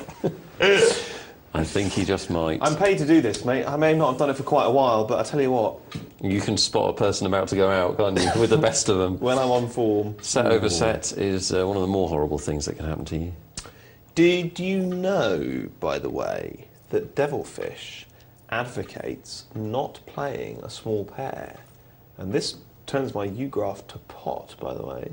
Not playing a small pair against a large number of players. Why not? In a tournament, why not? Increased likelihood somebody will beat the small pair, presumably. Well, you want to play a small pair against a large number of players, don't you? Because you want lots of implied odds. No, you want to play a small pair against people that will pay you off when you hit your set. Good, that very doesn't good. have to be in a lot of players, keep in my going, opinion. Keep going, good, excellent. So what was Devilfish saying? You're down the right road. You just keep your eyes... patronised. No, not at all, not at all. You're doing very well. Thanks. What's the follow-up question? I'm going to answer it because I can't be bothered to wait any longer. The answer was he never plays a small pair against a large number of players in a tournament situation because of the increased likelihood of set over set, which Devilfish maintains is a very, very significant reason why people go out of tournaments, is small pairs hitting a set and having a larger pair taken out with a higher set. And do you think he's right? Well, that was from the horse's mouth. That's not what I asked you. I do actually, yeah. I think. Let me put it this way. I think it's an excellent point. I'm not sure about set over set. I think it's a good that's point. What he was saying. I mean, I think it's a good point in terms of the general principle that your set may be cracked. Okay, hang on a second. Hang on a second. Set over set is actually extremely unlikely. Hang on a second. This is the point, right? Is that it comes back to what I was saying about cards and position. Is that what if you're in a situation with your small pair where you're always going to go all in? What you've done is you've eradicated the decision from your own hands. And This what is you a want in different point. poker... Sorry? This is a different All point. right, well, fine. We'll wipe the slate clean. We'll make a different point. I don't care. Well, I'm interested in... I've got all night, interested in mate. Seriously. Yeah, unfortunately, viewers, he has. So, you don't want to get into situations in poker in which the decisions are being taken away from you. You want the decisions very much in your hands. And hitting a set in poker is a situation in which the decisions are basically taken away from you.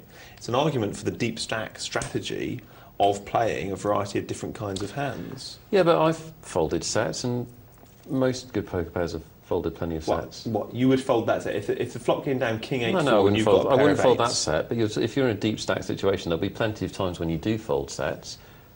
When? When the flush comes, when straights come. There's no flush. There's only three of a suit on board. Are you going to be deliberately contrary? I'm not being deliberately contrarian. I'm trying to extract knowledge from your big brain.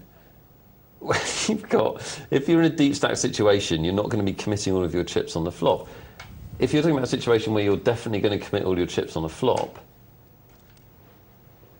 then that's a different question. If you're definitely committing all your chips on the flop, then I understand what you're saying. If you're in a deep stack situation, which is what you were talking about, then you're not necessarily going to commit your chips on the flop. In fact, you're rarely going to commit your chips on the flop, because you're probably going to slow play. And then on the flop and the river, there'll be plenty of situations where it's right to fold your set. Good point.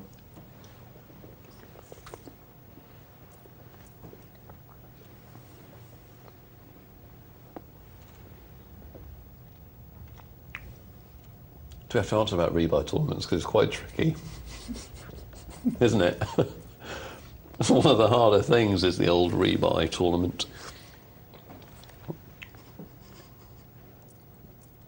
What? Tournament's almost finished, Caspar, while we're chuntering away.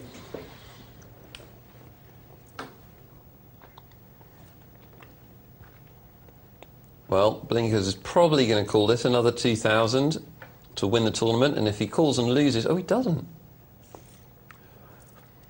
Well, I don't know, people's philosophies are different in that situation.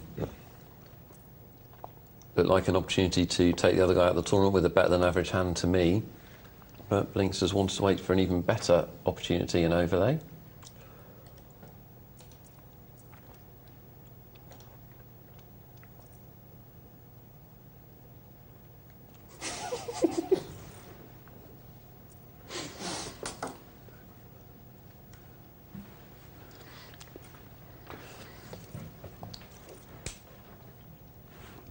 Let's see if Blinks does get that better opportunity, or if his judgment was wrong. That's right, because I'm going to base whether his judgment was right or wrong based on what's happened. That's what I'm going to do. I'm not. He's going to have to pass here, I think. Chris playing that short stack the only way you can play a short stack heads up, pushing it in. See, I'm doing commentary now. Still got it. I'm just checking some emails. I'm bringing some emails up for the... Oh, you're actually preparing? Yeah. So you don't have to... Yeah. I'm looking ahead. Good thinking. Looking ahead, because at some point we're going to read these emails in addition to the rebuy email. Oh, this is bad for Blinkster. Chris could get the double through here. He's got the aces and Blinkster's got the top pair. Yep. Well, unless he can hit an 8 or a jack, which he can't. Flip flop. Chris has now got the big stack. Who's your money on now? Chris. Also because he's been more aggressive. It's whether he can keep that aggression with a big stack, which sometimes people find hard to do heads up, perversely.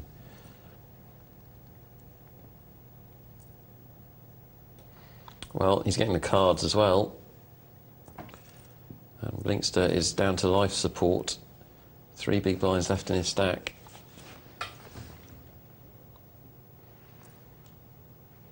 Doing anything he can do, no choice there with the ace-3, pushing all in, that's great stuff. And look at that, you know, he's already up to 2,700 when you do that. I mean, it's all to play for, I think, in this situation. This is the nightmare, when you get a bad hand and you know the other person's going to call. What do you do in that situation? I was in that situation with our runner stroke producer once, Matt. Very tricky, very tricky. Sorry, I was reading the email, which I shouldn't have been doing. Yeah, no, it's okay, What don't did you say? Ooh. Chris has won it. Ooh. Well, Chris was more aggressive in the early stages there, but then he did have the cards later on, to be fair. So he'll be on the final table, and we're standing by. We'll see how he does later on. Excellent. Email from Zitty says, "Evening guys, Zitty here. The show's no way as good as when Axe was presenting, but I have a question. You guys recommended Harrington to read the day mine arrived." Sorry, that's a reference to something that I encourage people to do in the forums. I thought it was quite funny that he did it. Private jokes, brilliant. The day mine arrived, Dr. Tom said he didn't like Harrington. It was okay, but there were errors. Well, there's always going to be errors, folks. Poker's a game of debates. In fact, I maintain that it's actually impossible to write a poker book without errors, because there are always going to be situations that you can cite as exceptions. Even Sklansky's fundamental theorem of poker, which he should know as a mathematician, should be fundamental, in other words, applicable in all situations. Myself and Hugh, aka Dead Spiders, have acknowledged to be deeply flawed. So I would say poker is too subtle a game to come up with a book that doesn't have errors. Anyway, in one of his example big hands, a big blind went all in and was called by the button holding 8-8. Harrington said he liked the call because of the pot odds. He was factoring in percentage for a bluff, etc., etc. That's becoming quite a common refrain, isn't it? Now, it took me 2 days to do the calculation, and then I compared it to your advice. What's my advice? If someone goes all in, they're saying they've got a good hand, so only call if your hand is better. Now, who do I trust? One of the most successful players of all time were a part-time comedy writer and an ex-lovey. I'm still a lovey. I know where my vote's going. So given that I trust you guys, what does that say about me? Love and peace. P.S. Where's good to win cash? Where's good to win cash? Come on, Zitty, for God's sakes, man, you're an intelligent man. Any table that has Zitty R sitting at it. I don't understand what he's saying. I don't understand a lot of the emails tonight. What's wrong with me? What's he saying? That we're disagreeing with Harrington because of what? Well, he's saying that Harrington's saying you. In that example, it's right to call, and we'd say if somebody goes all in, they've got a good hand. So when did we say that? But we don't say that. I don't say that at all because of exactly what Harrington said. That. Do you know what I'm going to do later on tonight? I'm going to do the old expectation thing. It's so hard. Don't do it now. Well, no, I know, but it's so hard because you have to have diagrams. I'm going to hold that diagram. You see, that's not visible. No one I mean, that's what I was that. trying to say to you. But what you have to understand is that when anyone does something in poker, there's a fold equity and there's a call equity. So if I move all in with 8-9 suited. Let's say I know the big blind's got I don't know, ace-jack, right? If I move all in with ace-9 suited, I have a percentage that he'll fold with ace-jack, which will be completely different depending on the player, the situation, the stage of the tournament, if it's in a tournament, possibly the limit, if it's a limit, not because the limit should affect it, but because that affects the general level of players, because of your last interaction with that particular player, my big point. So that fold equity could range anything from he's going to fold ace-jack 1 in 20 times to he's going to fold ace-jack 9 out of 10 times, isn't it? Yes, and do you know what? I don't think people are ever going to embrace the fact that it's about tools, not rules. How do you mean, mate? Because people just want rules. They just want to know what they should do. Right, but there's no answer. Things. No, I know. So that's the problem. What is there around us now? Is there a babe station at about what? What are the babe stations? About 300 in the skies? That might be gay dating. The problem is that becoming a better poker player. How do you know? Becoming a better poker player is about learning the factors that should influence any decision you make, and then become better and better and better and better at executing an evaluation of all those factors in the moment. It's not about, is it right to call when they go all in? It's not about that. But I don't think people are, maybe I'm wrong, I don't want to be disingenuous, but I don't think people are ever going to embrace that. Tell you what we're going to come back with after the break. I'm doing a lot of training at the moment for companies, and in that training I'm asking them to apply probabilities to the percentage likelihood that a client or customer is going to buy a certain thing. And they sit there going, I don't know.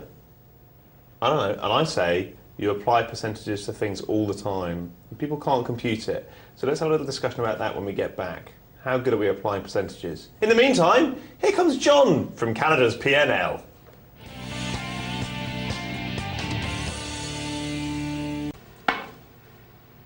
Hi folks, we've got John on the line. John, are you there? Yes, I am here. John, talk to us. About small stakes hold'em. I hear you rate the new Sklansky book rather highly. What's it like? Well, it is it reads a bit like a textbook, and that you're actually having to read it for some kind of academic course. It reads quite well, in my opinion, though. It's very, very thorough, and it tries to give examples of several different scenarios. And at the end of the book, there are a number of quizzes to sort of test your skills based on what you've read. Okay, how would you say it compares to the other Sklansky Malmuth books? Well, I haven't read the other Sklansky Malmuth books. I've really stuck with... John, what? You haven't read I them? know, hard to believe. John, you're a limit cash guy. You're a 10, 20, 20, 40 limit cash guy. That's what the books were written for. Oh, I know. Well, I stuck with initially a lot of Phil Gordon's books, and I read Helmuth's book, and I had read a bit of Doyle Brunson's book. But I hadn't really specifically read Sklansky's Theory of Poker. It's next on my list after reading this one. Oh, it's a brilliant book. I mean, whatever way you cut it, you don't have to like Sklansky or agree with him or anything like that, but it is a seriously brilliant book. Oh, absolutely. And I've noticed that it helped my game right away. I mean, my game was good before, and I was pretty satisfied with it, but I think that this just helps to really take it to another level and maximize on your profits and limit your mistakes. Fantastic. Nick, we haven't been on the show together for a long time. How are you? It's all right till you hit me in the mouth during the break. What do you think about Sklansky Malmuth's writing? Have you changed your views of it as time's gone on, or are you No, I still still a think the 10-8 same fan? thing. I think they speak the word in that they almost everything they say is on the money. However, I think that their way of communicating it is very poor. Flawed. Yeah, I just find their books are difficult to read, and they also jump around all over the place. They don't present a particularly coherent view, I don't think. Well, I think that it's more geared toward players who take poker seriously already. It certainly isn't an introductory book, I think, for someone who's not familiar with the game. And so it really requires a lot of previous research before you can jump onto a Sklansky book. I think that's one of its flaws. Now, you mentioned Phil Gordon there. Who the hell is he? I'm kidding, of course. He's written the Little Green Book of Poker and all the rest of it. What's it like? It's very good. It simplifies a lot of concepts for beginner players, and I would say intermediate players. It gives you quick ways to figure out pot odds, and it does use Sklansky for support for a lot of the ideas, and it just basically gives you a good introduction into playing poker, whether you're playing limit or tournament. It gives you more of a general sort of overview. Okay. And I do think that it's quite good for that. And even just that will help your game significantly. But if you want to start getting to more detail and more difficult situations, then you're going to need to go to a Sklansky or a Brunson, that sort of thing. Or, of course, you can go to P&L. Or Poker P&L. Night There's Live. a lot to be learned at P&L. We, I'm sure you do, John, often get the email, what books would you recommend? We've gone through a couple of books there. Are there any other books that you would recommend for people just taking up the game, or maybe people very advanced? What are your personal recommendations on that front? In addition to the ones just mentioned, the Phil Gordon Little Green Book and Small Stakes Hold'em by Sklansky, Malmuth, and I believe it's Harris. I'd have to double check. Dan Harrington's also got a 2-volume set that I have not read completely. I've only read a little bit of the first volume. It's just a matter of time to dedicate to reading. But from what I have heard from my peers and from what I've read thus far, excellent book. Yeah, the third volume's due out reasonably soon, which is Sample really? Hands. The whole book? If sample hands in tournament situations. Wow. Wow, excellent. Quick tip, John. What would you say is your quick tournament tip? Quick tournament tip for me is take a few minutes at least in the early rounds to be patient and observant of the table, figure out what kind of table you're sitting at, and try to get a little information from the players, and play premium hands in the early going. No need to take big risks when the blinds are low. Brilliant. And then, use that to your advantage as things progress. Okay, mate. Well, listen, we've run out of time now, the old enemy, etc., etc., but we'll be coming back later on with more John chat here on Poker Night Live.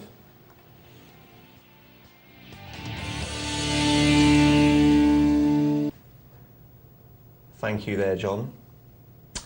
Let's pick up where we left off on the old tools, not rules thing. Yeah. People want certainties, don't they? Yes. I said, if you raise with 8-9 and you know, let's say theoretical universe, you knew for a fact the big blind had ace-jack, there's anything between a 5% and a 95% chance that he could fold. And actually becoming good at poker is about being able to nail that down to I would say a 15% range rather than a 90% range. The bottom line is, you see, I'm a big advocate of, it's just me, hi. I'm a big advocate of book learning. And using that to get your fundamentals. Are you sure, Nick? Because I think you should learn from experience and not learn from people who've been playing the game for 40 years. Well, I just want to put that caveat in because I don't want people to think that I'm steering you away from books when I say the next thing, which is the bottom line is whether you become a great poker player or just a competent poker player comes down to the quality of your judgment. And can I just say, I agree with that. This is the fundamental misunderstanding that people have about any kind of book learning. Right. Is you learn the fundamentals and you learn what you should be doing from books, and then you can only learn how and when to do it and apply that by actually doing it. Yeah. It's the same in absolutely everything in life. Absolutely. I tell you what, I used to work in television, right? And I remember once... As opposed to now. Well, I don't think of this as television. I think of this as more being just a bit of fun amongst friends. Hence the quality of tonight's show. Yeah, no, which someone happens to broadcast. I wish they wouldn't sometimes. Really? Because, well, it impedes on my drinking. So where were you? I was saying that I work in television, and I remember having a meeting once with the head of programmes at Border Television. I can say that now. No, it wasn't head of programmes. It was the new chairman, because the old chairman I really loved, Neil Robinson, great head of programmes. And we went to see the new managing director. And anyway, the point is he was a moron, right? I just remember having this meeting and just going, people of his age, i.e. 45, in rocket science can put a man on the moon. Right? They know the absolute details of rocket science. But this man who's never, ever, ever, ever read a book about program mating or script writing or anything, he's just a politician who's just risen up through the ranks saying the right things to the right people and kissing the right arses. He's basically become managing director of Border Television, right? Not Neil Robinson, who I love.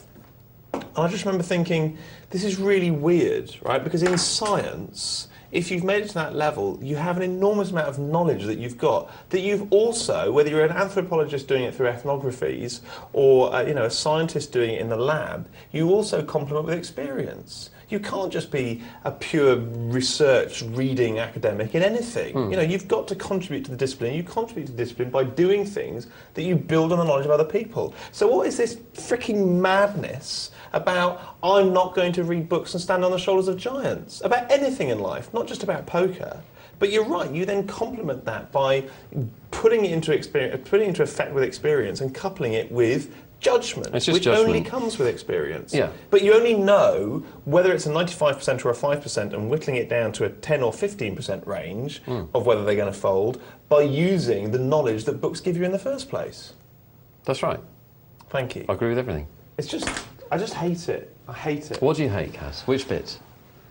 I've done this rant before. I hate it when Ian McKellen says, say your lines and don't bump into the furniture. I hate it when 50 years of experience of acting and learning, by the way, learning from great actors, which is what Ian McKellen's done, is belittled by some sort of trendy statement that it's all easy.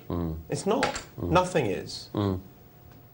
And I'm also an advocate, as we know in the forums, of trusting your intuition and relying on your intuitive judgment, because your intuition is all powerful.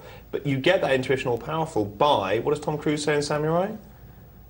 A man does all he can and his destiny reveals itself. You do all you can first of all. Anyway, the guy's got ace-jack in the big blind. There's a 5% or a 95% chance that he'll fold. What determines which is which? What factors determine which is which? Factors.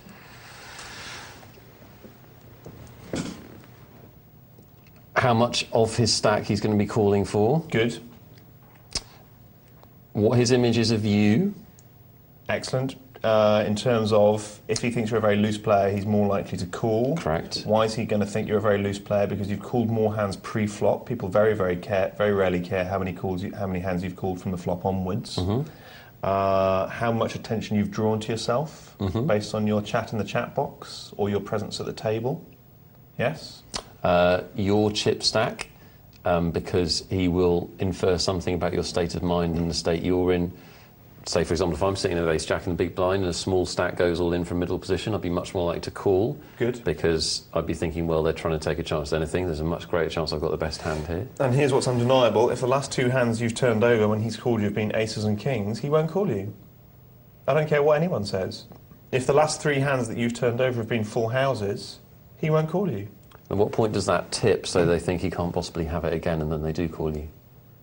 No, I think that's a question of, which is the next thing I'd say, if you've raised for the last 2 or 3 hands consecutively, he won't call you. But sometimes he won't call you based if you've raised for the last previous two hands, right? And he definitely won't call you on the third one. And sometimes it's he definitely will call you on the third one. And it's if you raise for the previous 3 hands. In other words, it's a very binary thing, yeah? Is he'll allow you to get away with 3, but he won't allow you to get away with 4, or he'll allow you to get away with 2, but he won't allow you to get away with 3. I think this, just to segue slightly back to, can you segue back?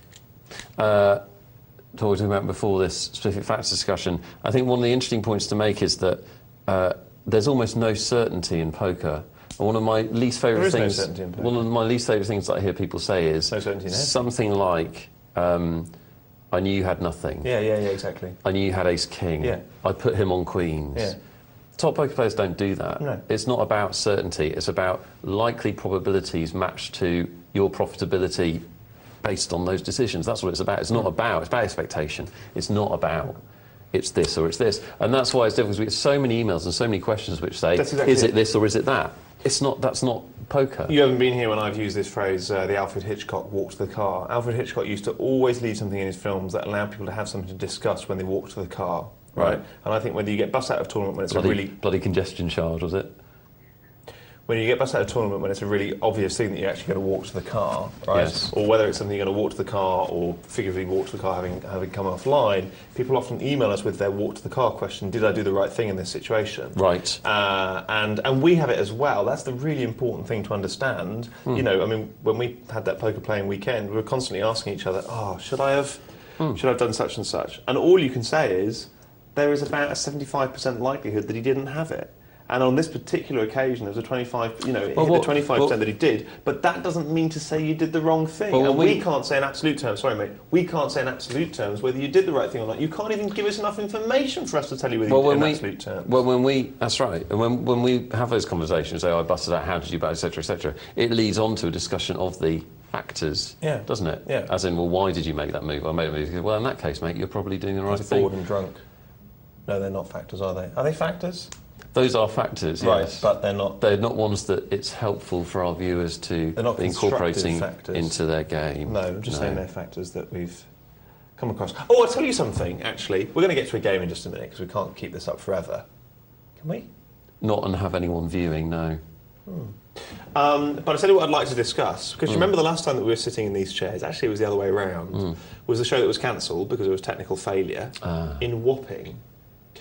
And it was basically, we just finished our poker marathon weekend. We're not even in Wapping. No, but that's where the failures were. I don't know if they're watching. They failed in Wapping. Didn't cost us, cost the viewers. You and I were going to talk about that weekend because we both had terrible runs. Do you remember? Yeah, we had. Yeah. So I want to talk about terrible runs and the way that we actually felt at that time. Great. It's such a shame that we aren't in that moment anymore because we were just coming out of it fresh. But we'll talk about that right now. But in the moment, for now, whilst we're not in Wapping, let's go to a game. See what we've got. We need to do some emails. Because people have been so good about sending them in. No, I know we will. Don't worry. We'll do what Mark does, which is like loads of emails in the last 5 minutes. Let's not do that. No, that's because he wants to get everyone on air, but... I believe this may be the final of the Poker Player Shootout. How do you know just that? while you sort the emails, for those of you just joining us or haven't seen a Friday night recently, series of 8 Friday night tournaments we're going to be showing Poker Night Live in association with Poker Player Magazine. And it's free to enter, guys. You can get involved in this. You just need the password from the mag. It's a free roll tournament, shootout tournament. So a series of 3 rounds. The winner of each single table tournament moves on to the next round. And this is the final. So these guys have already won 2 single tables. It's actually a total prize pool of $1,000, which these days, I mean, the dollar's so weak, it's about £500, but it's still worth winning. And it's first prize of $300. It's free. A second prize of $200. a third prize of $140, a fourth prize of $100, fifth prize of $80, sixth prize of $70, seventh prize of $60, and eighth prize of $50. If you've got £12,000 sitting in your poker account and you want to release some money, when the hell do you do it? I mean, I'm a poker player, not a currency trader, but at the same time, I don't want to do it with the dollars 2 to the pound, do I? Do you really think the viewers care about your personal money management issues? Hang on a second. The viewers have all got money in poker accounts, most of which are going to be in dollars, some of which they want to extract from a certain period of time, and all of this show is about maximising your winnings. I actually think the strength of the dollar is about as valid a topic as we can discuss. Just use it to buy stuff in America. I know what I want to buy. Yeah. The winner of this table will also be joining us in the Poker Zone studio for a live shootout. So we'll see if they can do it online first, and then we'll see if they can do it live. Keep your emails coming in, folks. We've got loads of great stuff here. We need more. Always. No, we always need more. Illy and Zitty, you're banned for the axe comments. They're not funny. They are. We've got El Pig. Caspar has made it through to this final, one of our regulars. And seemingly, although it's not a scientific sample, successful tournament players on the show.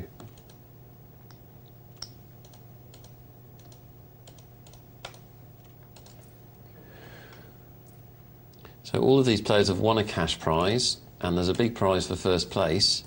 So in a sense, they could play with freedom and abandon.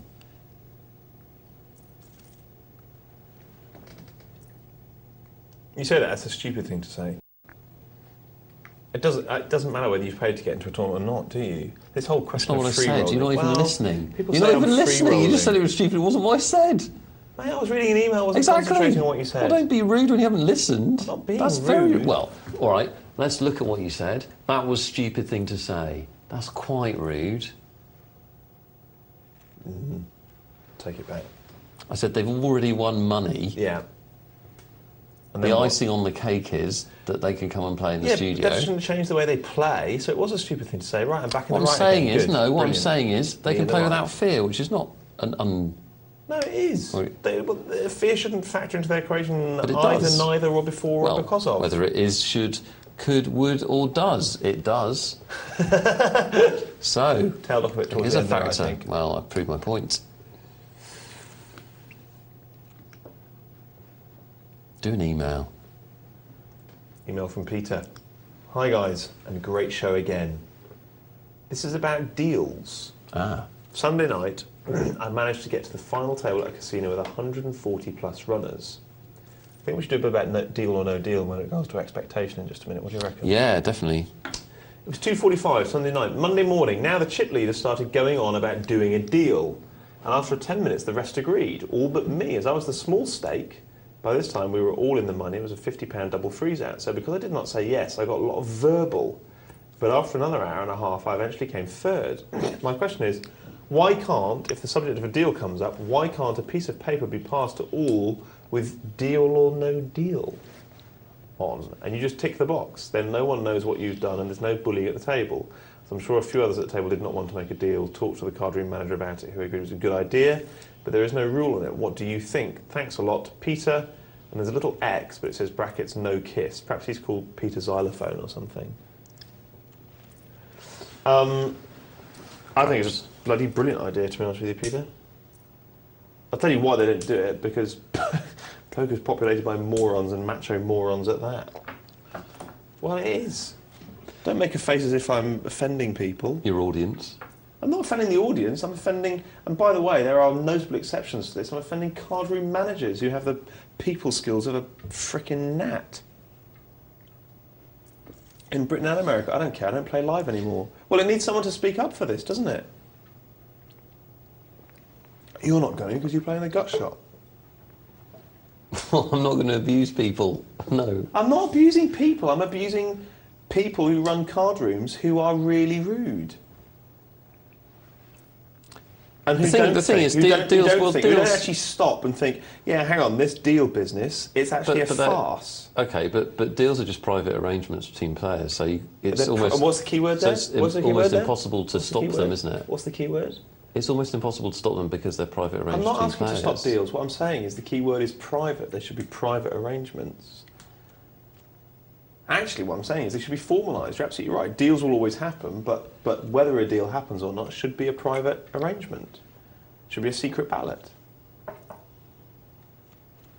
I know. Look, mate. I don't care what you say. I have sat in casinos where people have been bullied into taking deals. Oh, sure. Because bullying happens around a poker table. Because poker is basically in the dark ages.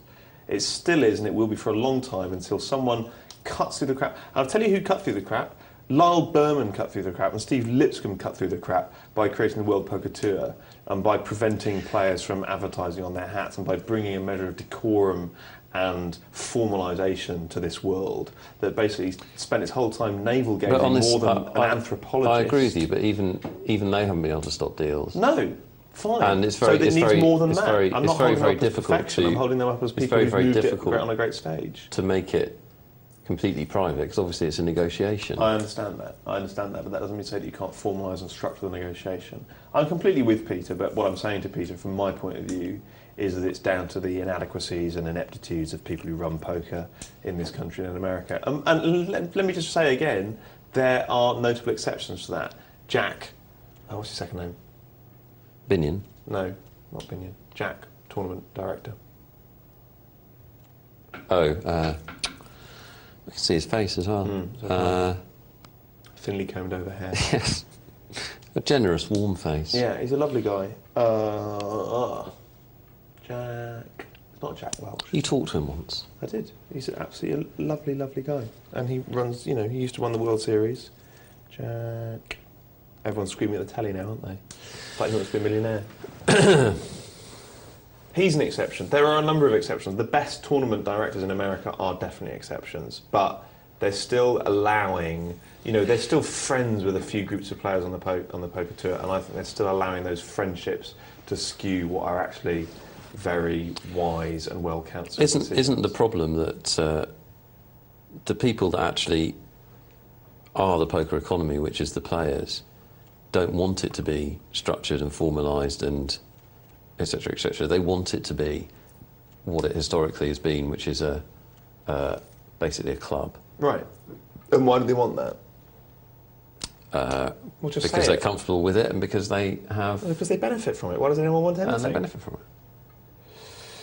Well, but what you're talking about is, my question is, how do you make it a structured environment if the people that support the people that make the game don't want that? It's almost impossible to do, because people are people. And you know what? For all they're thinking strategically within the game, they don't think strategically outside the game, and therefore they're still perpetuating this game, which is basically a closed shop and which frightens people away, and which, if not encourages, then certainly stands bullying and attack and abuse. I mean, what are people talking about in the forums? They're talking about the fact that poker managers will ban someone for mentioning the name of another poker room, but will quite happily allow people to carry on playing whilst directing racist, sexist and disgusting abuse at other players in the chat box. That is disgusting. Well, of course it is, but nobody thinks that that's right, do they? Except, obviously, the people who run poker sites and the poker managers therein. The whole thing. But if you did, the whole thing is screwed up, mate. I tell you what, if you're trying to defend it, then you're onto a losing shout, as far as I'm concerned. Great. Well, that does limit conversation, doesn't it? Well, what would you say? To be fair, what I can. Brilliant. What I'd say is that you obviously have a specific incident in mind. If you did behave in that way in a card room, and maybe there are card rooms where this isn't true, but most of the card rooms I've been in, you would be actually barred. You can't abuse people at the table. Now, if you're talking about more subtle forms of abuse... and then we're talking about online card rooms where it should be banned. Yeah, it should be. But what I'm saying is it's banned in live card rooms. Of course it should be banned in online card rooms too. But it seems to me we're talking about lots of different things. Because there's one thing which is abuse. Clearly that's wrong. Bullying is much harder to define. Because I think bullying is part of poker. And always has been. And probably shouldn't be, but how do you get rid of it? Because it can be quite a subtle thing. I agree with that. Worth listening to, wasn't it? You're always worth listening to, mate. I'll tell you what. Stop shutting me up then. Crumble, I've never shut you up. I haven't shut you up for 13 freaking years. Crumble says, "Good evening, chaps." Don't laugh. Sorry. Absolutely superb show tonight, he says. Thanks, Crumble. Not hi there, On good BBC show. One earlier.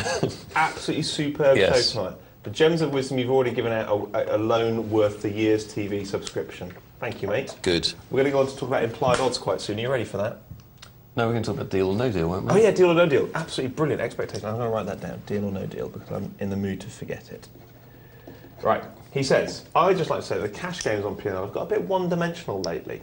Once upon a time, you could show quality play on the 2-4 table and bad play on the 25 cent, 50 cent. But now all the tables are universally high quality. So we can't, for example, observe the skill of taking money from bad players. But is that the case of the game generally? No, it's just P&L. I have a suggestion. Why not set up some 5 cent, 10 cent tables? It might attract some new blood into the zone and make the cash games exciting again. Cheers. Well, Crumble, it's been said on air. I agree with you. Let's see if the powers that be that take notice.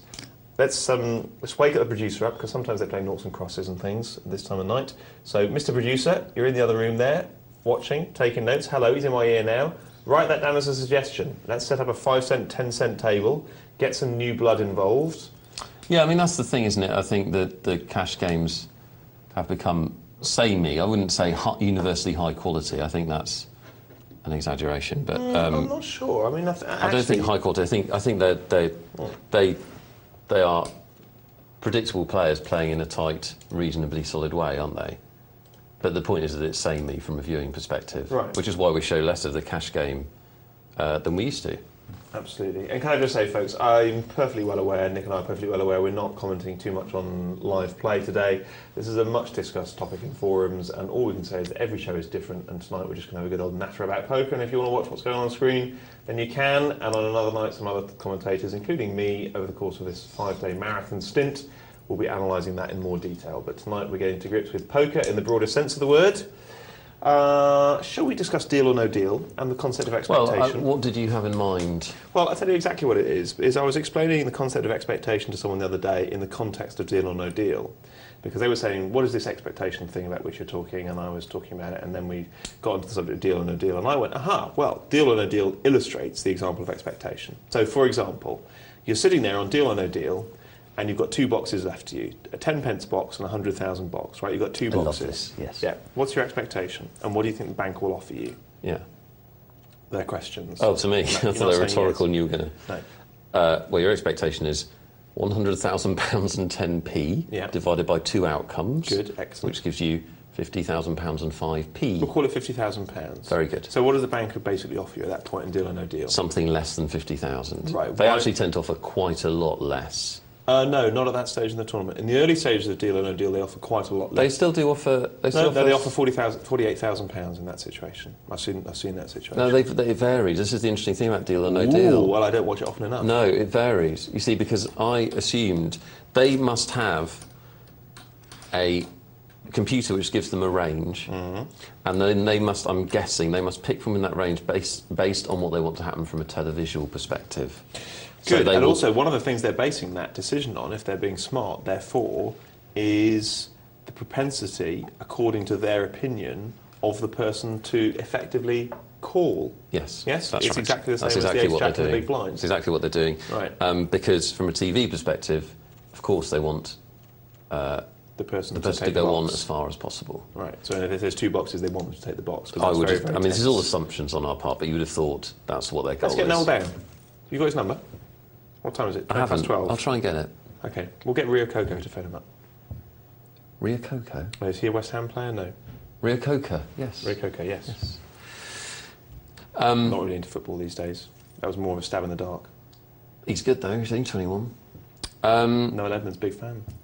Oh, is he? Big West Ham fan? Did not know that. They were at the FA I Cup sort of final. guessed from your reference, but Yeah. He said he took his family, he said he was convinced that West Ham were going to win. Who won, Nick?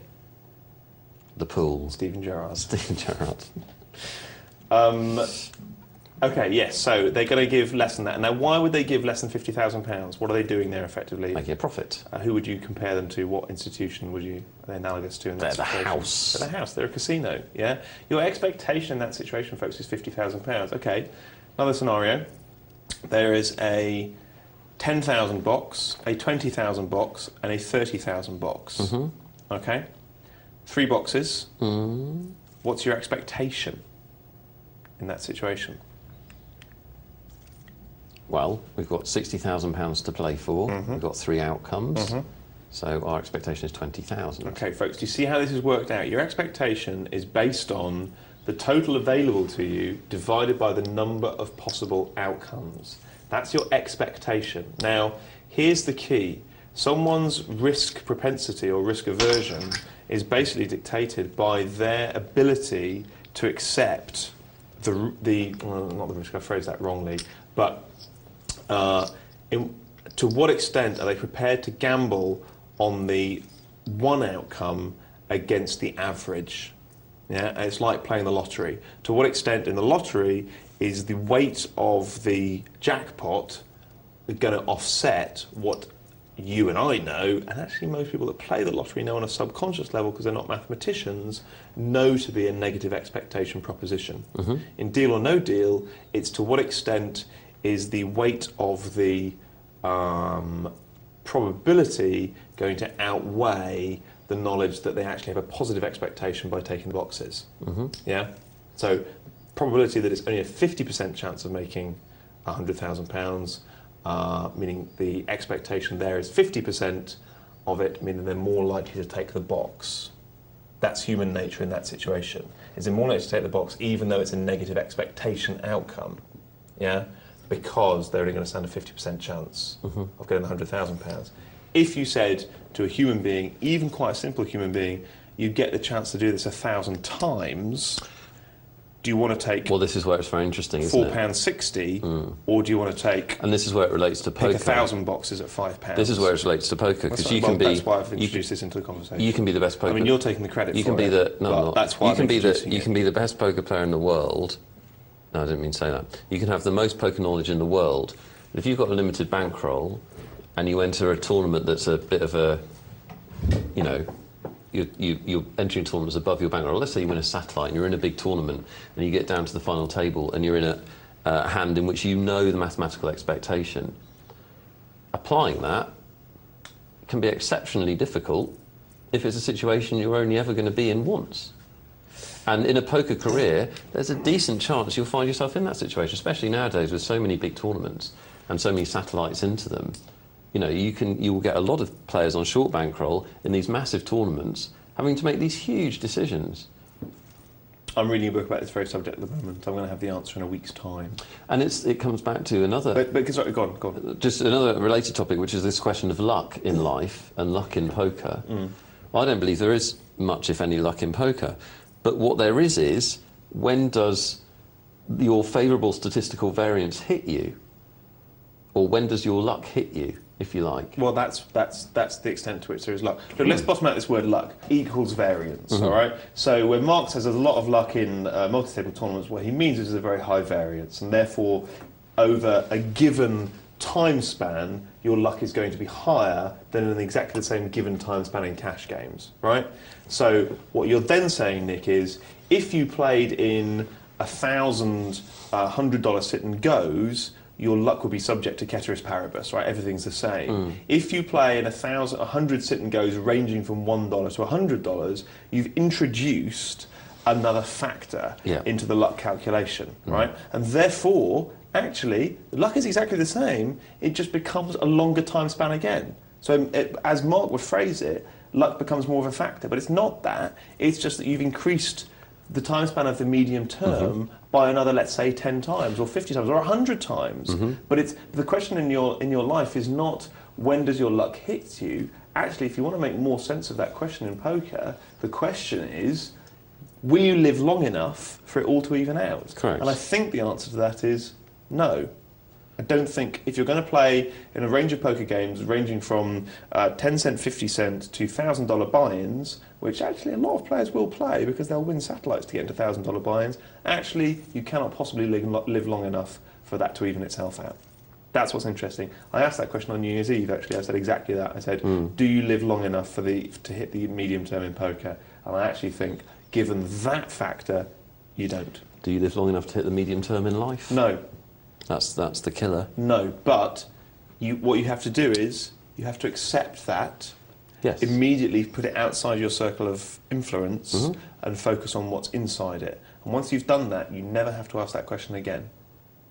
Anyone who listens to this thinks, my God, that's completely changed the way that I view life, has completely picked up the wrong end of the stick of what we're trying to communicate, which is, no, you don't hit the medium term in life, but there's nothing you can do about it, so focus on what you can do something about. Another deal or no deal point. We didn't really hammer home the last deal or no deal point. The point is, what we said was, if you had the one choice between a £100,000 box and a 10 pence box, right?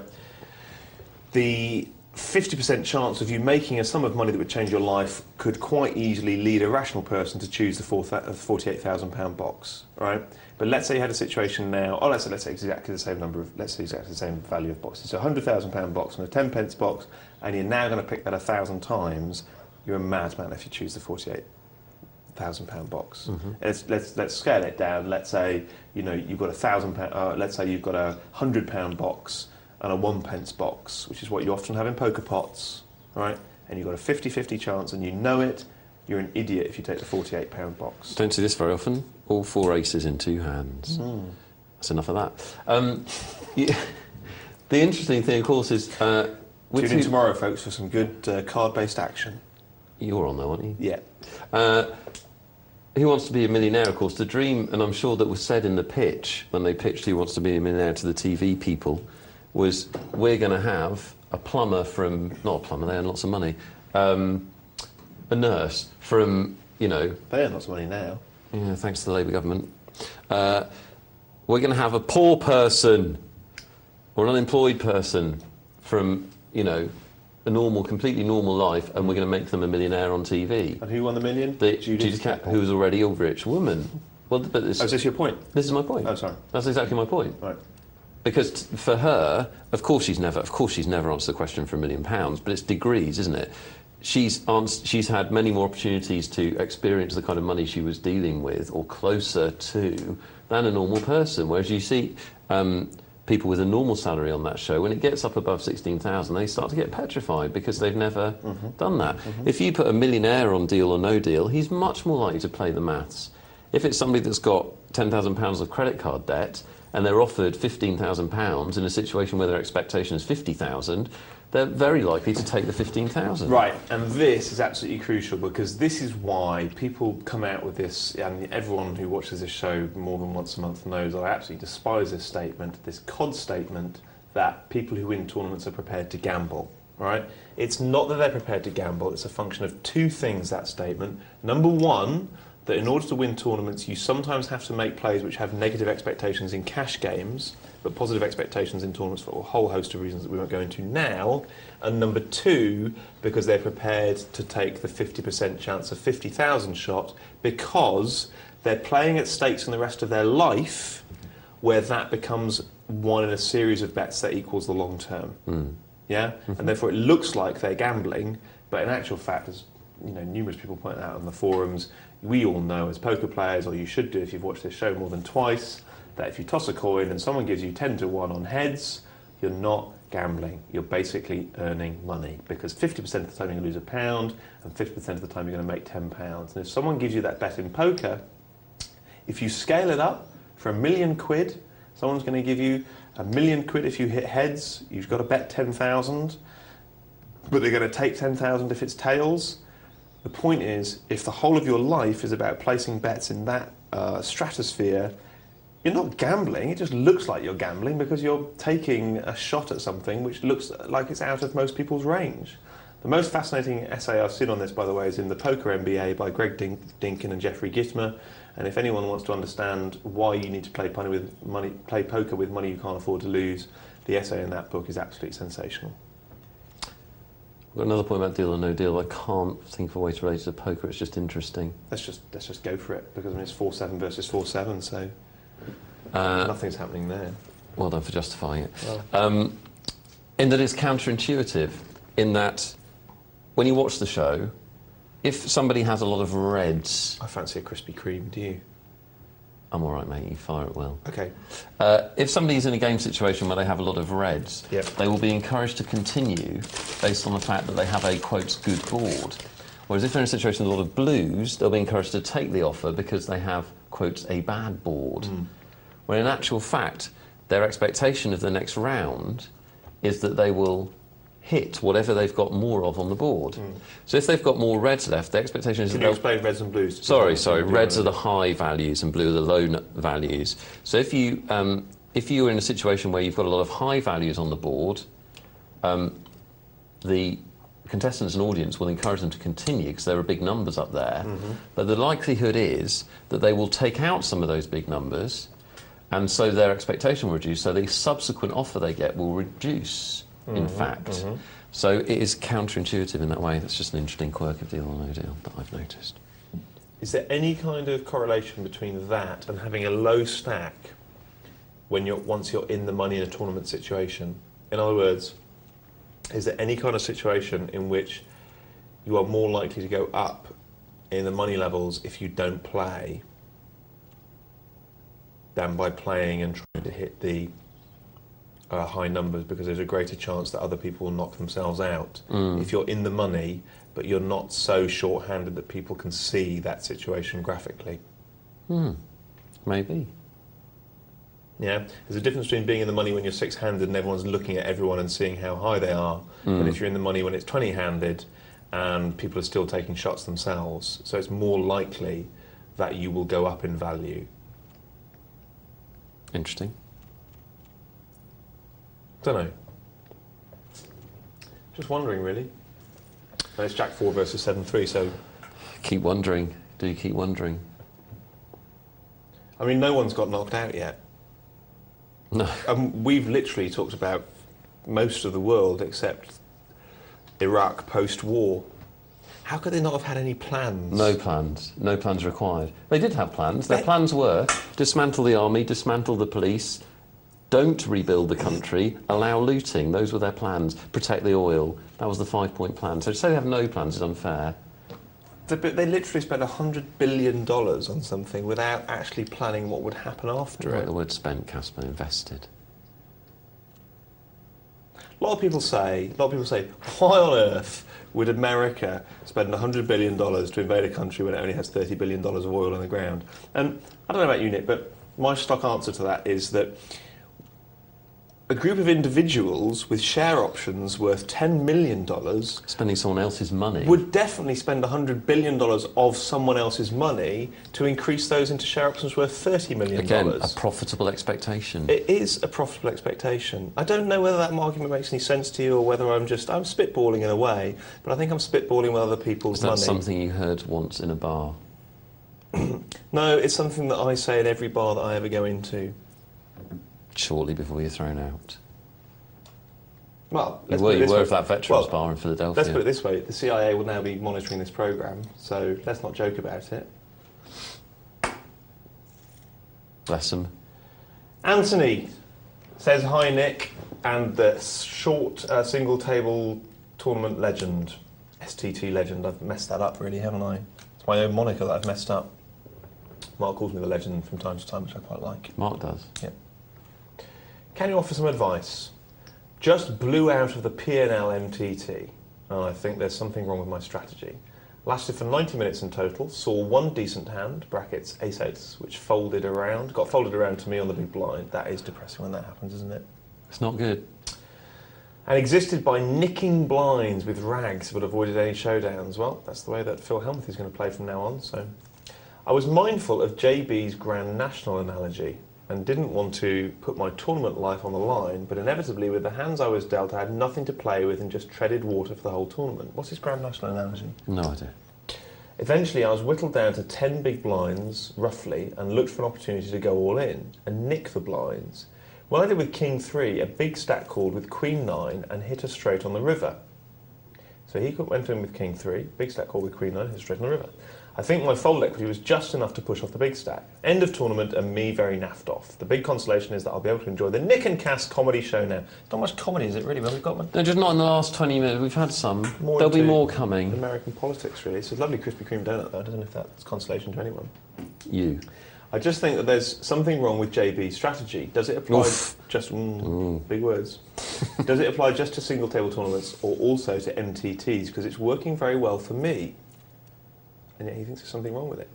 Is it a more viable strategy to make re-raises with rags and hope you don't get called, or even if you do take the chance and risk getting busted early, are most players who make the final table ones who take chances early on and double or even triple through? Many thanks for any tips. Great show. Not just saying that to get my email read out.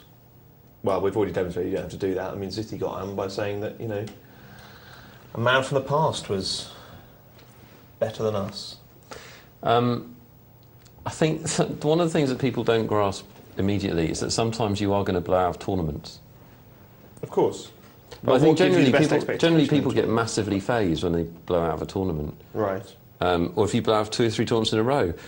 You've got to bear in mind, you've played for 90 minutes there. That is not a lot of poker. There's every chance that you'll play for 90 minutes and not see a good hand. Or not see many good hands. Or many good situations. And, you know, sometimes the best in the world go out in the first 10 hands. So be careful not to read too much into the fact that you've gone out of a tournament or some tournaments early. As to the strategy point... Well, I've got a really strong opinion on this. That's shocking. Go for it. What are you saying, that I have a lot of strong opinions? I'm saying that you probably don't. That's like the badly written screenplay. You probably don't need to say that. You say I wrote bad screenplays as well? I didn't say that. Well, because I'm a little drunk, and if you're going to incite me... You don't need inciting, do you? Not really. What's your opinion? Okay, my opinion is very much this, is that we're... Actually, God, I'm going to say it, Dr. Tom's right. People are getting confused about the wrong issue, or people are getting hung up about the wrong issue, and therefore it's confusing the subject of their debate.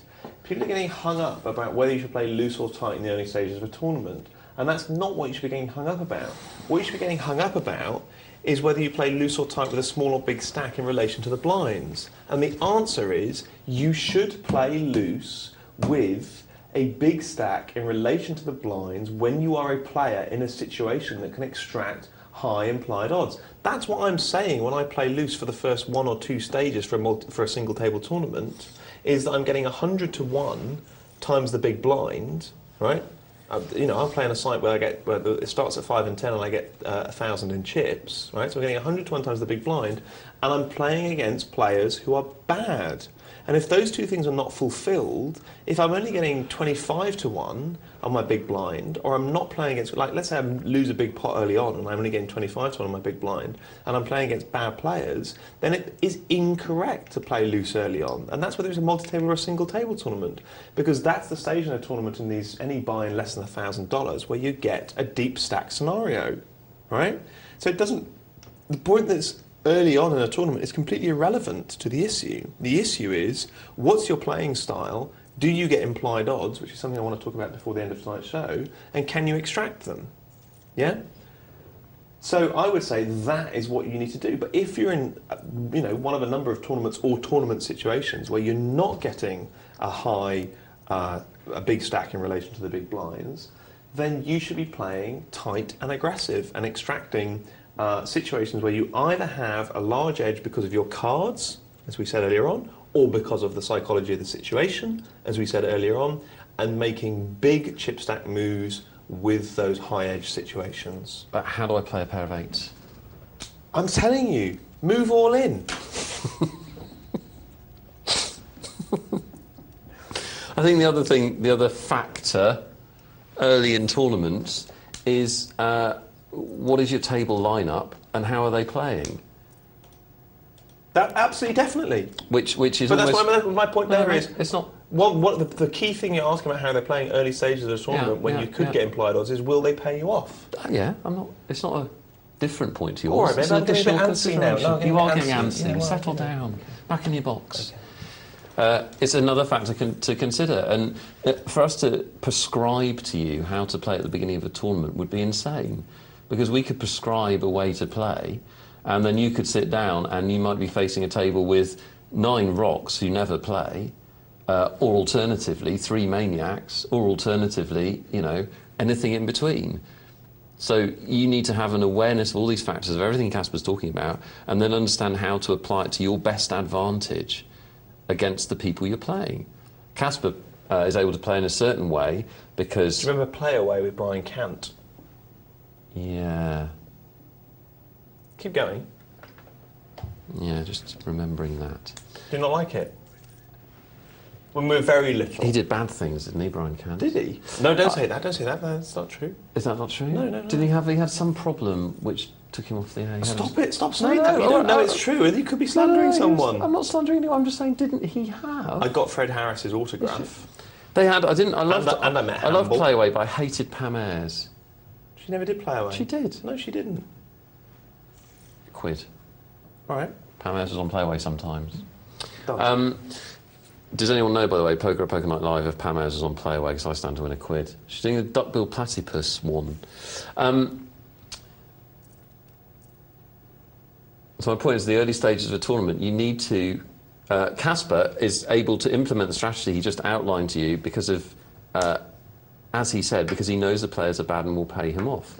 Well, if. You've got to be able to tailor whatever it is you're doing to the players that you face, and that's going to be different every tournament. Every time I look at the screen, there's nothing going on. No, I don't know if anything's going on during that Lost time. 3 players.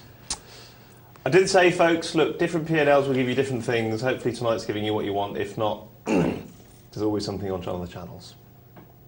Isn't there? Oh, this is brilliant. It is brilliant, I think. I'm learning about poker tonight. Email from Zitty. He says, guess who? Zitty again. He says, sorry if I'm boring you guys tonight. You're never boring us, Zitty. You were quite dismissive of my problemette earlier. I can't remember what it was now, which I understand, but you have to see it from our view. You say good poker is about interpreting one's knowledge to progress, but I'm still a noob. I have to learn the basics by rote before I can learn to use them, and I'm sorry, but you guys are stuck with it. You're my inspiration and hope for the future. Oh dear. But hang on a second, we have been trying to give as much poker knowledge tonight as possible, haven't we? He's not saying you're not. I know, but we can't like literally come out with the whole of poker Cass in is a one TV go. audience. You're not going to be able to individually I know, but I satisfy love each and every City. one of them. Well, do that in your own time. So the quicker you give me all your knowledge, the sooner you'll be shot of me. Keep it coming. Go easy, step lighty, stay free. Well, you know what, Zitty? We are doing. That's why we're staying away from the hands tonight, because we're actually trying to give you all our poker knowledge. Honestly, it might not always seem like that, but genuinely we are. Here's an email from Big Jace. He wasn't saying we weren't. No, I know. Well, you've interpreted what he said wrongly, though. Okay. I haven't read this email, I haven't vetted it beforehand, so it might involve bad language. Let's just go for it. Hi guys, says Big Jace. Great start to the show.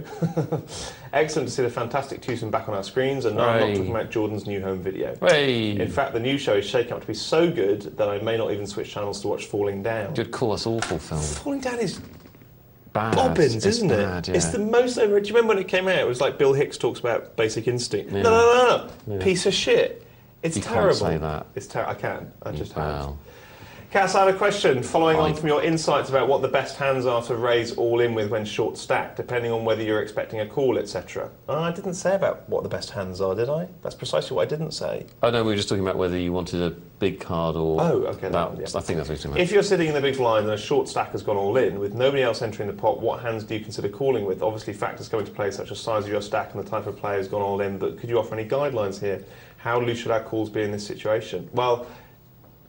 It's very hard. Shall I give an anecdotal example rather than talk generally again about factors? You give the anecdote and I'll talk about general factors. I played in a tournament last night and I was sitting in the small blind with ace-9 and the button raised and I had 5 times the big blind, roughly, something like that.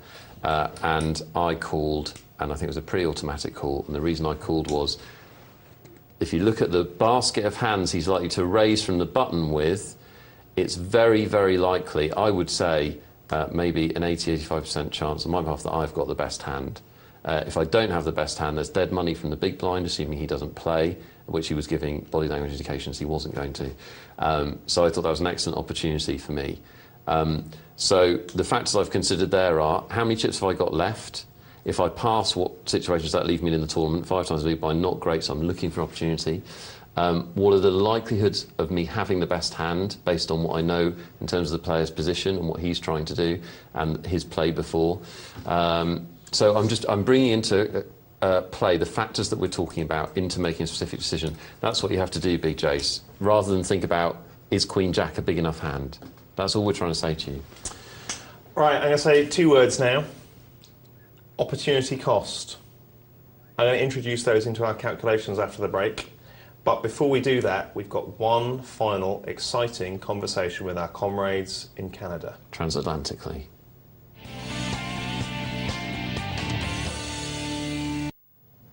Hi, John.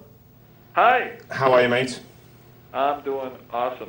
Thanks for sticking around all show. I know. What time is it now in Canada? Oh, well, time is really flown It's moving by. on, isn't it? There is a time difference, definitely. Absolutely. We were talking about players earlier on. What players do you respect the most? Well, you know, the other day I had the pleasure of meeting Daniel Negreanu. He came by the studio, and I was very impressed with him because of his play, not only on the table but off the table. He is a genuine person. He's very much like what you see. And so I have a lot of respect for his play. I always respect Johnny Chan. I really enjoy watching him play, and I think he's got such a keen sense of what his opponents are holding and knowing how to play the player. Johnny Chan? Johnny Chan. Yeah. Yeah, he's classic. He's really done so much for the game. And I think that Daniel Negreanu is doing the same thing now. He's really, really promoting the game in a positive way, and I respect him for that. He's doing some work with youngsters, isn't he? He is. Well, he was at our studio for the College Poker Tour, and he agreed to play heads up against the winner of this College Poker Tour, who won their tuition. And in addition to that, they get to play Daniel Negreanu for $1,000. And it was clear that Daniel Negreanu was toying with him a little bit, and then threw the game so that this kid could win $1,000. And you have a very special guest coming in soon. Yes, Antonio Esfandarandi, courtesy of the National Poker Tour. Ah, the magician. The magician. Talk to us about his play, John. What do you think about it? Well, I haven't seen a lot of his play. I've seen him only really on a few occasions, televised tournaments, and he certainly is a presence at the table. I saw him heads up in one tournament that he took down, and he was very good at trapping and being very aggressive. He's not afraid to lose. He certainly doesn't play with any scared chips, and that's the advice that he gives, is to not be embarrassed about losing, not be afraid to lose, or to put your chips basically in the middle of the pot. He strikes me as a pure tournament player. I don't know if he ever plays cash, but I read an article by him the other day, and he's just continually talks about taking other players out of their comfort zone and bullying and re-raising and all this kind of jazz. I think he's had a lot of success in tournaments. I'm sure he's a fantastic tournament player. I wouldn't be so confident of him in a cash game. Well, it's hard to say. I haven't seen him play any just live cash games, but I'm pretty sure most tournament players, they get their start playing cash games, so I'm sure he's got a pretty good foundation there. But it's just not something that we see often enough on television, so we don't always know about it. But televised events are usually tournaments, but I'm sure these players are making a bundle, otherwise. Well, look, I don't think I'm giving too much away to say this conversation isn't live, and we've been talking a little bit, before this conversation happened. We were talking about Phil Hellmuth, weren't we? And one of you was saying how you saw the magician taking Phil Hellmuth apart. What actually happened? What did that mean? Oh, well, that was me. That was you? That was me. I saw it was a WPT event, and the magician was seated to the left of Phil Hellmuth at the final table, and he was just basically, whenever Phil Hellmuth raised pre-flop, he was re-raising him. Okay. Now, obviously, to say somebody took somebody else apart, he did on that day, on that occasion. Phil Hellmuth never had a hand. It's very specific. Specific, yes. But yeah, he's one of the young stars of poker, isn't he? It must be exciting to have him coming in, John. Oh yes, it certainly is exciting, and I think it does a lot for the profile of the show, and it will certainly bring in a little extra attention and hopefully sponsors. Good, excellent. And Poker Night Live in Canada, can we get it streamed online as we can Poker Night Live in England, John? Can we watch it? I'm not sure if they have that all set yet, but if it's not ready, it will be ready soon. Okay, brilliant, excellent. Well, listen, it's been great talking to you. Anything that you have coming up in the future? Just my weekly tournaments. I usually just get involved in tournaments, but I will let you know if anything big emerges or erupts. Okay, good luck, fantastic. good luck. Are you watching us in England on the stream? Because you can get us all over the world, John. No, I've got to update my computer. You what, sorry? I have to update my computer. Well, I mean, Make that a priority. Do that and check out our very own Canadian carer. Oh, time's catching up with us again. I've got the producer shouting in my ear. So listen, John, thank you very much indeed for taking the time to speak to us during these breaks, as it were, and we'll speak to you very soon. Now, Transatlantically. on with the show.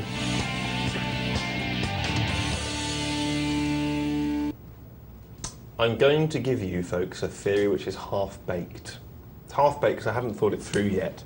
But here's what I'm thinking. When you're thinking whether to play something short-stacked, yeah, you have the expectation, yes, in a tournament, you have the expectation coupled with the EV as a result of what the two outcomes will give you in terms of your chance of placing in the money. Okay. Right? And then I think you have a concept of opportunity cost. And the opportunity cost is, what's the opportunity cost of me not playing this? In other words, if I play it, that's the. what's the chance of me placing? This is what we've talked about for years, isn't it? Have we? Well, we've talked about another, which is, do you take the 55, 45, whatever it may be? Right. And if you don't take it, how do you figure out your expectation for the rest of the tournament? In other words, people are always focused on, if I play this, what will be the result? Yes. But they're not focused on, if I don't play it, what will be the result? Yes. Because when you get short stacked, that becomes a massive issue. Would you agree? I would agree. And to give you a real world example, I'm now thinking. It's half-baked. I'm now thinking back to that tournament last night. I was talking about the ace-9 call, which I think was a good call in terms of the context of that hand. Interestingly, the table I was at was quite tight, and I played for a long time making big raises and all-in moves and not showing down cards. In fact, I didn't show down a hand for about an hour at that table. Maybe, if I'd had that knowledge when I made that call, maybe in fact that call was not a good call, because I was putting my tournament at risk for a 60-40 proposition, when maybe my chances of making that many chips were far greater than 60-40, given I could pick my spots as to when to steal. I would say that's unquestionable, and I think whilst he's taking it to extremes, the one, well, not the one of many interesting chapters in Aces and Kings is a chapter on Phil Hellmuth, who is basically, apparently, if we believe what we read in the book, coming to the conclusion that calling a bet with queens, even if you know your opponent has sevens, so by definition it must extend to aces, actually, even if you know your opponent has an under pair, is not a viable strategy in the early to mid stages of a tournament, because you have better expectations in other situations. And what he's saying there, although the Aces and Kings doesn't say this, leaves a lot of holes, is that your higher expectation opportunities is going to be in exactly the situations that you talked about there, which is when no one calls. Yeah, just thinking that through, the way that people always explain it is they always say, well, he's mad because he's got a 4-to-1 edge in that situation. And what he's saying and he doesn't have a 4-to-1 edge over the tournament. No. But is that not exactly what he's saying? Is in fact what he's saying what I just said, which is, in actual fact, what he's saying is I'd rather accumulate the same amount of chips. No, what he's saying I'd rather accumulate the same amount of chips without putting all of my chips at risk at that price. No, I don't think it's because then you're coming back to the question of variance. I'm not saying that doesn't factor into it, but that's not part of the argument that we're talking about now. What he's saying is that you have a greater than 4-to-1. Remember what I said at the top of the show? You play when the cards give you a ridiculous expectation, right? Or when the situation, whatever components you want to feed into that situation, gives you a ridiculous expectation. And what you just said about your tournament last night, and I actually said about the tournament I won 10,000 a few weeks ago, right, was exactly that. Was that for whatever reason I got into a situation in terms of my image and my psychology at the table, was that I had a greater than 80% chance of winning when I raised. Yeah? And if you have a greater than 80% chance of winning when you raise, whilst picking your spots, why on earth would you play queens when you know your opponent has sevens? Because it's actually giving you a less profitable opportunity. That's what Phil Hellmuth's saying. And interestingly, what Phil Hellmuth is then doing, whereas the devilfish wants to give the illusion of action, that he just wants to play ball, and therefore people will play with him, what Phil's doing is he's directing every single bit of his attention in terms of his publicity. I'm not saying he's that focused on winning tournaments anymore, but I bet he wouldn't say no to a couple of bracelets. He's focusing all his advertising, which people like Devilfish and Phil can do away from the table, to making people think that he will never, ever, ever, ever play a hand unless he's got the holy nuts. And therefore, what's the effect of that? It increases his fold equity, because it gives it much greater chance than 4-to-1 that people will fold to him. What I'm interested in is how does he combat people coming over the top of him?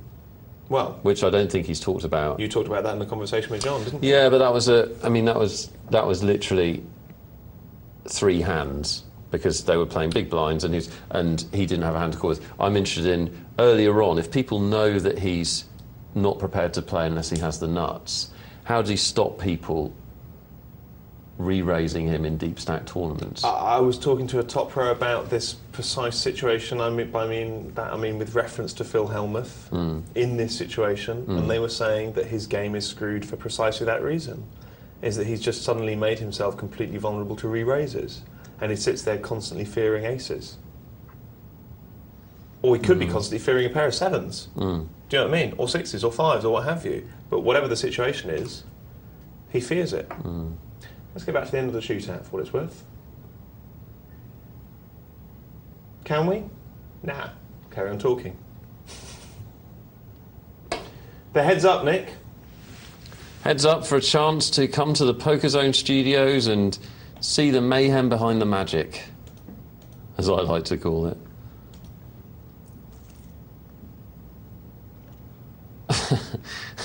How do you flop a straight when you're heads up? You do it like that. Couldn't be easier. Very clever.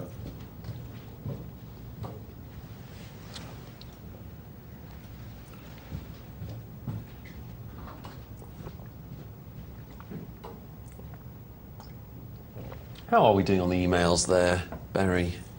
Very, very well. A lot of people Won't get through them all, will we? emailing in. Sorry? Won't get through them all, will we? I'm going to make the best fist that I can of doing so. We've got email Good. tastic Love a good part of the fist. show. What else are we doing apart from this shootout tournament? The multi-table tournament final table with the $2,000 added. And you say that I'm going to get us into trouble. Don't do the Joey face. What's your reading of this heads up at the moment, Nick? You've been watching it now for quite a while. Yes, certainly long enough to get a good read on it. I think that Inca is very good at flopping straights, and if he continues to do that, he'll win. Well, it's very even, isn't it? Obviously, Dakota can afford to make an all-in mistake, and Inca can't. You see now, why would you do that when you have so much with respect to the blinds and a heads-up situation? Because opportunity cost-wise, you can fold that. Even if you have a positive expectation, you can fold that and still have such a large chance of winning the tournament, whereas you've exposed yourself in that situation and have a very slim chance of losing the tournament completely. On shows where we do talk about the hands... On show? Stefan on the show? Long gone but not forgotten. On versions of Poker Night Live... He was a very good player. On versions of Poker Night Live where we actually talk about the cards... Yeah. I quite often go off on one, because you know I enjoy a heads-up, about how often people put all their chips at risk in heads-up play. Yeah. Not, obviously, in the single-table tournaments when the blinds are massive, but when we watch the multi-table tournaments when they always have plenty of chips compared to the blinds. And the same principle applies, you know. You're still in a situation where you've only got one life, and in actual fact, this is when you need to play your best. Quite often people get to the heads-up and they switch off mentally, but this is the biggest jump in money in a tournament between first and second. This is where you need to go up a gear, not down a gear, in terms of the quality of your play, as we see Inca take commanding and probably decisive lead. And we see heads up like this, where both players have plenty of chips, and they never last. You know, they rarely last more than a couple of minutes. That's clever.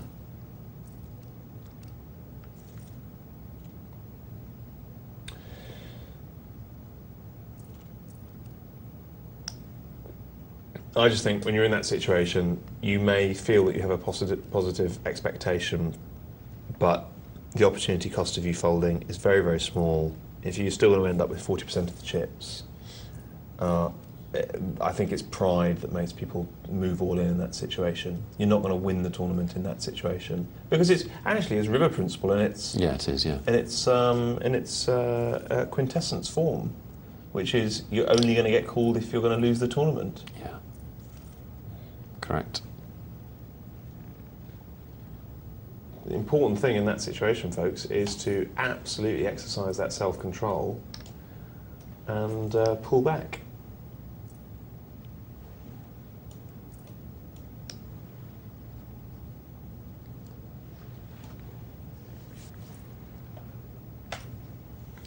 So you've been watching this for quite a while now. What's your reading of the situation? Well, reading the situation is it's all over, and I'm right. Really? Has Inca won the shootout? Indeed. The bottom line is, there, Inca had the cards. I hate to reduce it to that, but he did. Okay, but if they played 1,000 times in that situation, who was playing the better, would you say? It's almost impossible for me to say. Really? Mm. How would you say? What information would you need in order to say? We only saw 12 hands. No, we saw lots of it. We just didn't. We chose not to watch it. No, we really didn't see enough. No. We're going to go to a final table of a multi-table tournament now. It's all happening here on Pokemon Live. Stay tuned.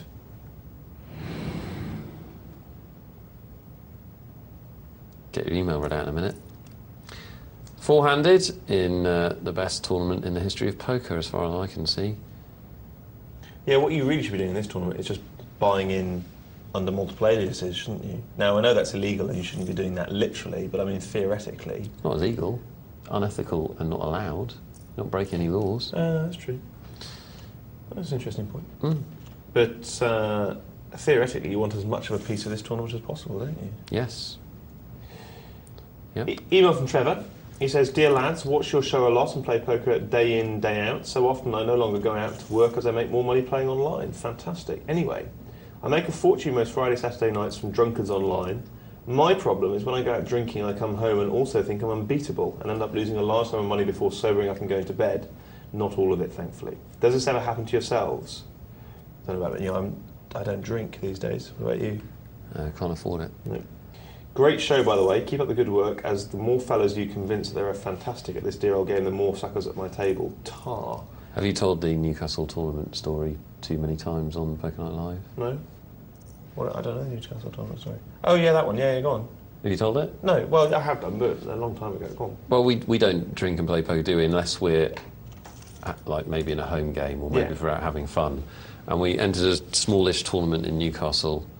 Why were we drinking? Have we been out? Or? Yeah, no, we've been celebrating something. Yeah. Because it was champagne we were drinking. Yeah, we were celebrating something very specific. And we went to play in this tournament just to have a laugh, and Caspar entered this zone where he was tipsy enough and just so full of bonhomie and so lacking any kind of fear and so confident and feeling good, didn't you, that you were playing excellent poker. Mm. And got to the final table firmly believing that it was your destiny to win it and playing excellently. And then what happened was, begins with S and ends with Ambuka, and he had some of them in the break. Did I? Yeah. I don't remember that. No. You don't remember much after the break before the final table.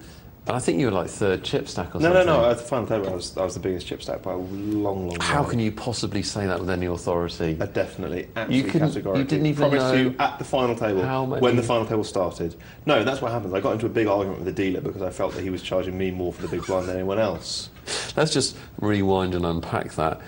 He thought the dealer was charging him more for the big blind than anyone. And that's actually what happened, folks. He actually said to the dealer out loud in a very angry voice, "Why are you making my big blind bigger than everyone else's?" Yeah, Nick was standing behind me and said, "He's not, Cas." And I said, "You don't know, you're not here." You see, the thing with drink is you reach a tipping point, don't you? And then it's over. Let me just say something. Actually, one of the nicest things anyone said about me that night was a player who I've mentioned many times by proxy. And I saw him the other day in Newcastle, and he's such a wonderful guy. I want to mention him live on air. And that's Stephen Liu, who you have come across in Newcastle. I think he's one of the greatest players in the world. Some of you may know, if you want to Google him, he's won the Amsterdam Euro Millions. Has he won it twice? Something, either won it twice or won it was runner-up or something amazing like that. It's just ridiculous. I mean, very rarely plays out of Newcastle, and when he does... The first time he ever left the country, I believe this is right, The first time he ever left the country to play a poker game, he went to play in the European Masters and won it. Yeah. And he was chip leader at a very significant point in the World Series actually last year, and I don't know if you remember the conversation. I talked to Stephen recently, and he said... Was it the 5,000 pot limit or something? No, it was the big one. No, he was chip leader in the big one, quite far in, yeah. And I remember talking to you about this. I said, I think he's going to win it. And I talked to Stephen the other day, and he said, I thought I was going to win it too. But let me tell you something about Stephen Liu. First thing is, it's lovely when Stephen Liu says... Stephen went up to Nick and said, Caspar's name's all over this tournament, which was a very nice thing for Stephen to say. Genuinely, I respect him immensely. But here's something about Stephen Liu. You've seen him on Late Night Poker in the early days. His nickname is Stephen Lucky Liu, right? Now he plays a certain kind of style. He's called Lucky Liu because for the same reason that Doyle Brunson used to be called Lucky, and Doyle explains why that is in Super System, because he plays hands which are prone to outdrawing because he's a master of pot odds and elimination. But here's what Stephen's really doing, and I don't know what you think about this, Nick, but if we're talking about the mental side of poker, have you ever seen Stephen play without a smile on his face? No. Have you ever seen Stephen play, not just without a smile on his face, but without being the happiest, most present person at the table? He is absolutely amazing at it and for it. And I tell you what, you can have a new age view of the world where you feel that influences your luck, if you like, although that's a slightly oxymoronic statement. But I'll tell you what it does do is it certainly precipitates endorphins, the production of endorphins and them coursing through your body, and a peak state in which to make great decisions. And actually watching Stephen Liu, just watching him, let alone taking lessons from him, is just like reading, well, not reading, is like seeing a video about how to play poker. Because if you can be in that state, remember what I said, you'll make more money by playing in your 5 or 10 days of peak state in a month than by playing in all 30? There's a phrase in business, by the way, which is 120% of your profits come from 80% of your clients, or 40% of your clients, whatever it is. In other words, you'll have a number of clients who will make a loss, you'll have clients who break even, and almost all your profits will be made by a small proportion of your clients. And you know, a lot of your profits in poker will come from a small proportion of your days, unless you can do what Stephen Liu does, which is have such a command over your state and your general level of satisfaction and happiness that you're always in that condition in which you play positively. And I've never seen anyone do it like Stephen Liu. And that is what I wish I'd known when I first started the game. Just to answer that earlier email. I haven't seen him play live, actually, but I believe Daniel Negreanu is the same. I can imagine. He certainly has a reputation for being always playing with a smile on his face. I can imagine. Scotty Nguyen is the same. Yeah, I've seen Scotty angry. Yeah, seen him tilt, yeah. There's actually, I think I might have mentioned this once before on the show, if you want to see a top player tilt, you can see it from one hand if you buy the 1998 World Series of Poker video and watch the final heads up between Kevin and the very, very famous bathroom hand where Kevin McBride pushes all in and then goes to the bathroom, which I think is ridiculous. He shouldn't be allowed to do that. No player should be allowed to leave the field of play in that situation. It's ridiculous. But anyway, he does that, and Scotty loses the hand. He calls and loses the hand. And the next hand, if you want to learn the body language for somebody on tilt, watch what Scotty does. It's actually more interesting than the bathroom hand from a learning perspective, I think. You've never seen a tighter mouth in your life. Really? He just bluffs the whole hand and then shows 3-5 at the end and slams the cards down. When I say slam... Are you sure that he's out of control, he's not playing it up at that point? Go and watch it. I'm absolutely certain of it. I've watched it many times. I've been in the house with you when we've watched it. We've both watched it. I'm sure he's steaming. Right. For one hand, he wins the bluff and that puts him back in state and he goes on to win the tournament. Well, but who knows if he'd been called at the end? Who knows what would have happened? Kevin McBride is a bad player who makes bad plays, right? In that tournament, he outdraws a lot of people, including TJ, to win that, to come second. But Kevin McBride, who in the final analysis is actually quite a nice guy in the final interview, does a very, very, very good job of needling Scotty Nguyen. He comes across as quite an unpleasant man. He does an excellent job. And then you realise that he's actually a really, really sweet, generous guy. He's just trying to get an advantage. Yeah. Because he knows he can't get an advantage with the cards. See? Brilliant. Yeah, it's. If you've never seen it, folks, he just sits there the whole time going, good hand, Scuddy. Good hand, nice hand, Scuddy. That's good. Good play, Scuddy. And it's so annoying. The first time you watch it, you can't bear to watch it. You have to watch it all the way through to the interview at the end to go, oh, no, actually, I see what he's doing. Okay, he was a nice guy. And then you can watch it again with a different face. I'm just continually shocked, because I think Scotty's a great player. I'm continually shocked that he calls the hand where Kevin McBride goes to the bathroom. Really? How could Kevin McBride possibly, as an amateur in the final of the Heads Up, be relaxed enough to go and take a bathroom break and laugh and joke if he was bluffing? Not for my money, not in a million years. Yeah. Yeah, I mean, if reaching round to take a drink from your drink is a sign that you're not bluffing. Yeah. As an amateur in a, casino. Yeah. If you're in the Heads Up of the World Series, you aren't going to do anything. It's always fascinated me that he calls. There we are. Email from Carl. He says, hi, Guy, great show as always. Hi, guys. Great show as always. My name's not Guy. Is your name Guy? It's Guys. Yeah, Guys. The single most important thing I've done to improve my poker is to watch your show. That's well said, Carl. I'm sure most of the time he watches James Browning nights, I'll be honest. Just thought I'd let you know I finished 4th in the Poker Player Mag free roll and finished 4th out of 300, winning $100, so I'm quite chuffed. Keep up the great work, fellas. And Good for you. Keep up the great work, Carl. That's great, yeah, fantastic. I like success emails, they're good. Success emails, is that what they're called now? By me, as of now. I think you're reading a bit too much Tony Robbins, mate. Success emails. Play with passion. Write your success emails. Caspar, if you, Nick told me not to read that out. One that the producers shouldn't have sent through there. Nothing offensive about it. Just names an internet site that I don't think we can name. Sorry, folks. Email from Andy. Ooh, look, we're three-handed. Probably been three-handed for a while now. Dear guys, Cas! Exclamation mark. So glad you're back on the show. Not forgetting Nick. Together you bring the perfect blend of comedy. What's he laughing at there? Not forgetting Nick, he's there too. Oh, well, That's just nice. he's not forgetting you. I laugh at a lot of stuff, don't worry about it, move on. Can I just ask the producers if we've ordered me a taxi?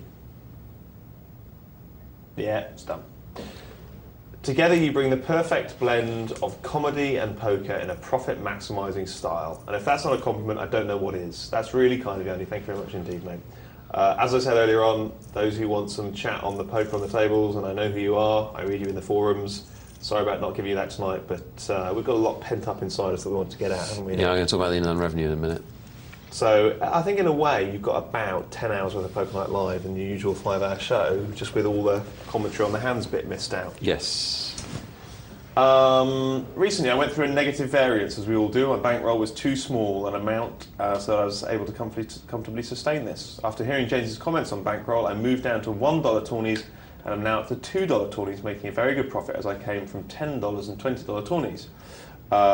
It is quite demoralising, but it's the only way I'll learn. Well, I'll tell you what, when I was out in Vegas, one of the single biggest things that they used to write about in Poker Player and Card Player magazine, Poker Digest and Card Player, was dropping down in levels, wasn't it? Yeah. That was genuinely a massive topic of conversation at the time. Go on. Yeah, I think... There's more email to come, but come on. Yeah, no, I was just going to say that it was always a big issue because people would never do it in live because there was only a few card dreams and people knew who you were, and if you were seen to be playing at a lower limit, there was an ego thing. Whereas online, there's no excuse for not doing it because you're the only person that knows what limit you're playing at. You know, there's so many players online. Once again, folks, Nick has hit it out of the park with that point. Thank you. Well done.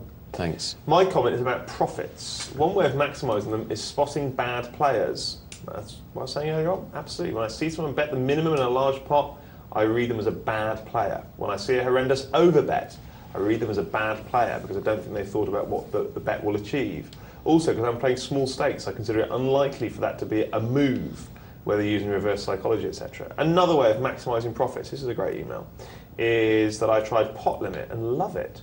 I feel so much more comfortable about without my whole stack in jeopardy. I have more room for manoeuvre, and after 100 sit and goes, I strongly believe there's far worse standard of play. Well, that's interesting, isn't it? I think that's almost certainly true. Really? Well, it doesn't even need to be a far worse standard of play. It's just that your variance will be so much less because you take away the all-in option from people. Because when people go all-in before the flop, very often they're not that far wrong. because we know the gap, unless there's a pair involved, the gap between hands isn't big enough. Why do I hate pot limit? I don't understand. Oh, you shouldn't really. I shouldn't don't like it, think. shouldn't I? I think it has such negative connotations from the Stanley. Right. It's all about associations, folks. Almost everyone who started on the net like me started with no-limit tournaments, and I don't think other options are considered until far later. I also keep a record of key hands. Nick, I've heard you say you should be able to remember them, but can either of you remember the best fold you think you've ever made? Maybe an opportunity for an ego trip. Yeah, because we need one of those. After 4 hours of talking about whatever we want. We have to be invited, yeah. I know what mine is. Mine was the Queens in that tournament in New Orleans, which was actually an incorrect fold, retrospectively. I still don't think it was an incorrect fold. No, because a queen came down. I'm just saying, in a stupid retrospective way, I would have won the tournament. But yes, it was basically a raise and a re-raise and a call. And the big blind behind you telling you that he had a big hand. Yeah, exactly. How was he telling me? He was literally got up out of his seat and went like this. Yeah. While you were thinking about your decision. And I've got a pair of queens, and I haven't got a massive stack, and I folded, and actually the big blind had a pair of aces, didn't he? Or did he have kings and someone else had aces? Yeah, I think the re-raiser had aces. I can't remember. But the point is, I'm sitting there going, I've got a negative expectation in this situation. But it was so tempting to call because it was the final stage of a big live tournament in New Orleans, 250 starters, which in those days was a big tournament. Now, it's a tiddler. But what was your best fold, do you think? Have a little think about it. Oh, well, I don't know. It almost certainly wasn't my best fold. It's just one that's jumped into my head, which was when we were playing online. I think you saw it. I folded a set early in a tournament, which I went on to win. This is in rather high flat. Don't know if you remember it or not. But I had a set either in the first or second blind level, and I committed half my stack, and it was very difficult. But the bottom line was I knew I was beaten. There were 4 cards to the straight on board, and I was facing an all-in. And I folded, and a guy behind me called, and the first guy had the straight, and I knew he had the straight, even though you could argue pot odds, you could etc, etc, etc. You are contradicting what you said earlier on tonight, which is you can't say you knew you had something. Yeah, well, it's a contradictory game, isn't it? It is, isn't it? If you talk for long enough, you I can thought that the yourself. balance of probabilities was massively in the favour of me being beat. Get back to the game. Bottom line is a good fold, and I won, so I rule. My second best fold actually was to fold a hand in 7 cards stud in the Sahara, which allowed me to get up and to go and ask Jennifer on a date. That is a better one. She had a sexy little tattoo on her back. She, folks, by the way, was the first Oriental lady I ever dated. So thanks, Jennifer, for ruining Caspar and by indirect association my life for the last 8 years. 4 years. However long, feels like 18. I thought you liked my... Oh yeah, it's brought me joy. That's harsh. So you've been watching this game, what's happening? What's your reading on it? 3-handed.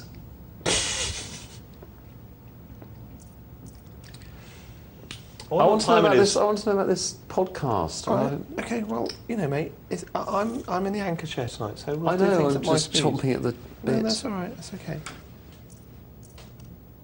3-handed. Danger Mouse has got most of the chips.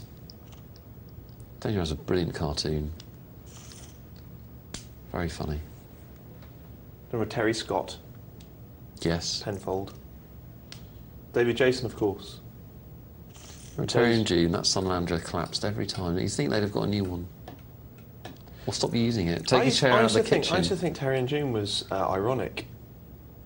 I think June Whitfield's career is ironic. Look at that. Strong play from Danger Mouse. 7-2-0. How can he call? Oh! That's even better. We've decided to comment on the hands. A beautiful moment of poker. We have. Super strong play from Froggy Boy. The old re-steal. Gotta love it. Can I just offer the concept that it was actually a very bad play that happened to work? You can. Is that possible? All things are possible. Yeah.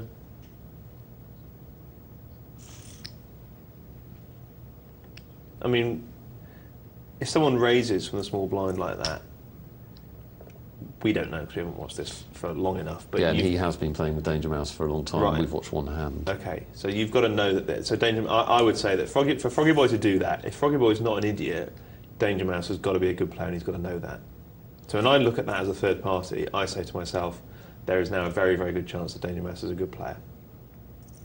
Yeah? Yeah. And actually a good player who's pretty determined to win this tournament. And of course that exposes yourself sometimes. It's ironic, isn't it? Given my lifelong quest for irony.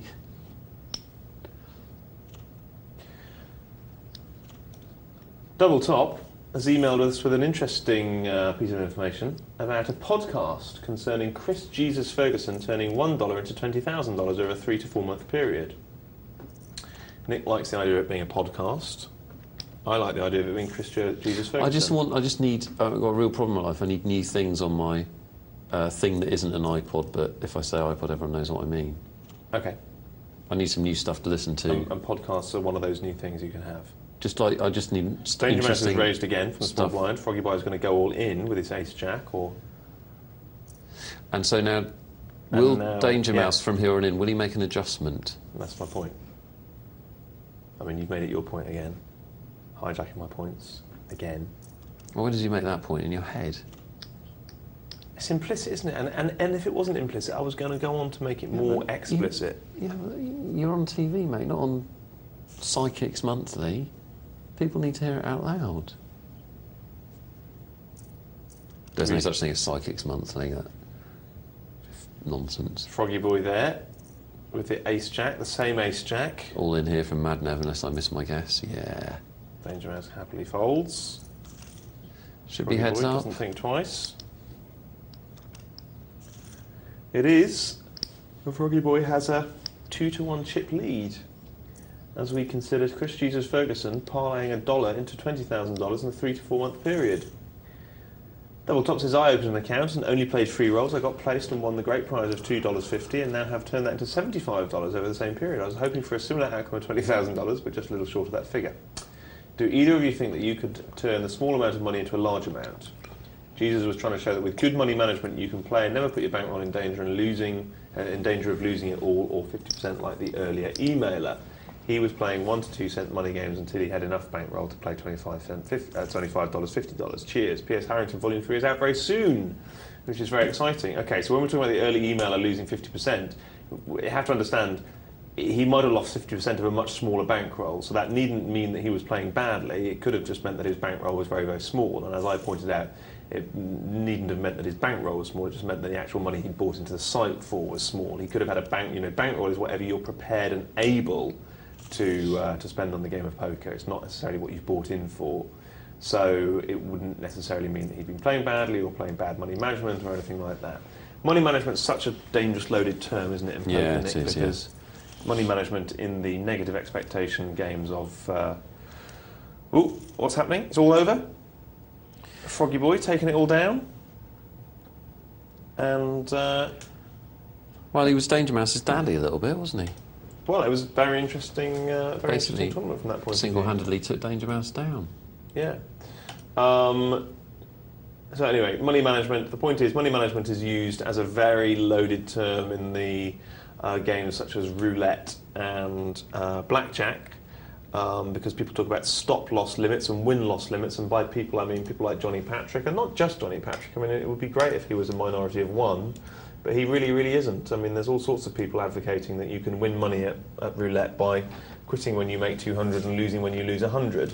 Very, very important if you're new to the show to understand that that is a bunch of junk, and that the wheel has no idea when you've quit and when you've joined the table. It doesn't know that you quit at 6 p.m. that night and are joining at 9 o'clock the next day. All it knows is that you're continuously playing a game in which you have a 2.7% house edge against you if it's a 1-0 reel, or a 5.4% house edge against you if it's a 0-0 reel. That's all it knows. It also doesn't know who's playing, when they're playing, and all the rest of it. It knows that it'll just take money down from the long run from a group of people. So money management, dangerous term, but I'm a big fan of Chris Jesus Ferguson. Because I'm a big fan of game theory being applied to poker. My personal feeling is that he should only be playing online, as I suspect this money was made, because what you then do is you extract the thing that some players have an edge over Chris Jesus Ferguson is, which is the manipulation and the psychological reading and the body language. Once it comes down to a question of maths and long-term probabilities, he's probably the best player in the world, isn't he? He must be up there, mustn't he? I think he's rated as such by his peers. I don't think any of them would put a player above Chris Ferguson if you just left it within a mathematical scenario. Yeah, maybe. I mean, I think he is a mathematical genius, isn't he? He's the son of a mathematical professor of mathematics, and was applying game theory to poker from the age of 9, is my understanding. I think he came to poker after other things, but... He was applying game theory to things then from the age of 9. So, could I personally turn that much money into that much money in such a short period of time? Not a chance. I could, but it would take a high, what do you call it? Would take a very statistically, not freakish as in, 1,000,000 to 1, but it would take a statistically very positive outcome over that period of time, which, as Mike Carr's told us all, could, and sometimes, does happen. But no, if I were to do that 1,000 times, would I turn $1 into $20,000 in 3 to 4 months? Absolutely, unquestionably not. One of the interesting things is that he was playing cash. Yeah. Which I think you probably have a better chance of. Do you think? I think playing the way that he plays. I don't know. Well, I think that the it's vexed, isn't it? I've started to think about it as vexed. Yeah, because what happened was you started talking, then you stopped talking, and on television that's death. What I did was I started saying something, and I thought about what I was saying. Oh, okay. And that is the first time in my life.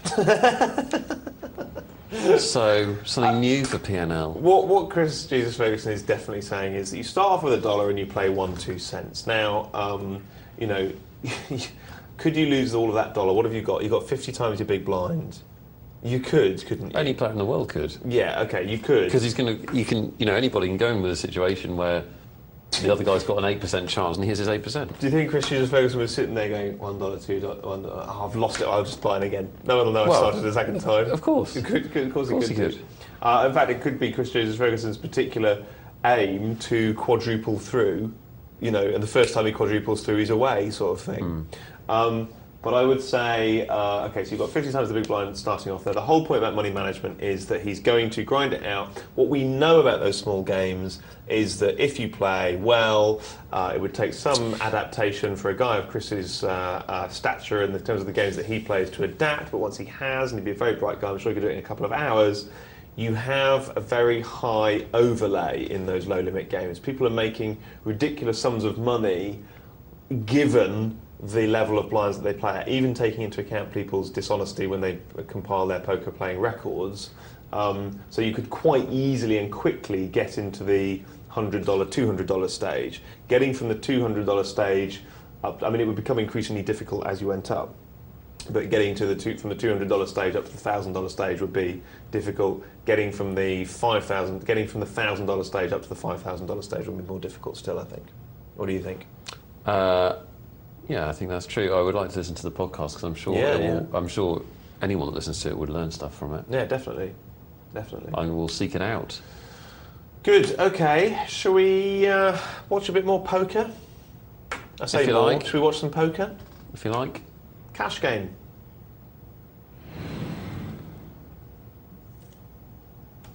You didn't sound keen.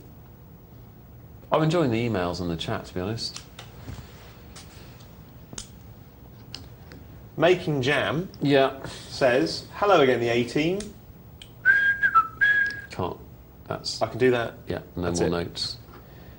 Can I do it again, or does that count? Interesting, don't know. I have done.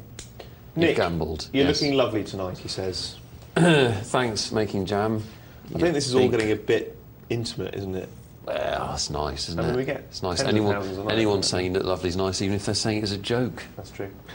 Now that's out of the way, because he feels it's obligatory for you to talk to him. Question for Cas. That's right, yeah. How has being a poker player changed your life? Ooh. Please give it a bit of thought. I want a concise answer.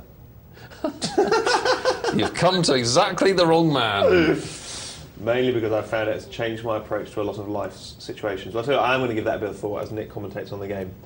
So I'm going to write this down, poker chip. Why do you get to think about that and I have to talk about the 25-50 cent cash game? Mate, do you know how long I had to sit in seat 2, letting you dictate what happened and when? How long? 6 months.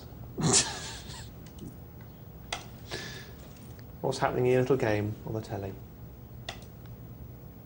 Ace 2 for Jane. That's a winner. Right, well, you're going to pick up your paycheck at the end of tonight. Do you remember when there was another channel at one point, I don't know if this who put on online poker and they had the automated voice. They would just go check, raise, fold, fold, fold. I always thought that voice sounded like Dr. Tom. I thought it was quite naughty of him to move. About the same level of insight. That is a joke, obviously. He's not a real doctor. Is he not? I was choking the other day in front of him. He didn't know the Heimlich manoeuvre at all. Right, well, he's been using that to try and get women, so... Not the Heimlich manoeuvre, saying he's a doctor. He used the Heimlich manoeuvre to try and get women to get arrested for assault. You're choking. I'm not, I was just taking a walk.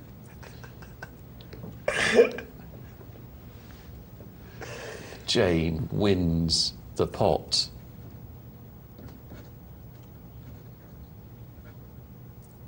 I can't believe you're writing a little story about your life for us all. I'm It's trying to beautiful. create a concise answer. Will you look, there's Ace King. You like that?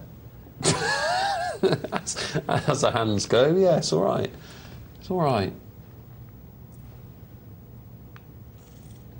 And it's 1. Ace King wins.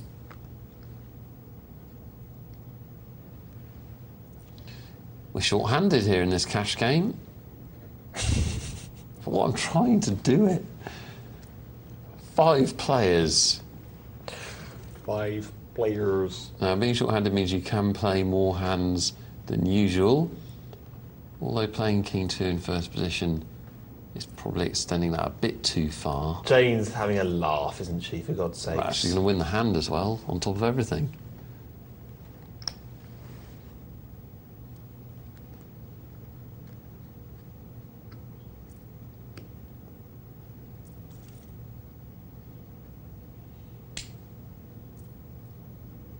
Unusual play from Snappit. Well, Snappit's changed his style a lot. I mean, he used to be a sort of synonym for tight and aggressive, but he's much less tight these days. Just calling down to hit middle pin with 6 high on a paired board. And why not? Look, mate, can you leave me a minute? Because I'm writing the answer. I'd love to leave you. I'm contracted to be with you until 2 o'clock. For God's sake, just talk about the poker for 1 minute. I was talking about the poker. All right. You were telling me to talk about how can I, if I'm doing it, how can I be told to do it when I'm already doing it? 1 for Snappit. There.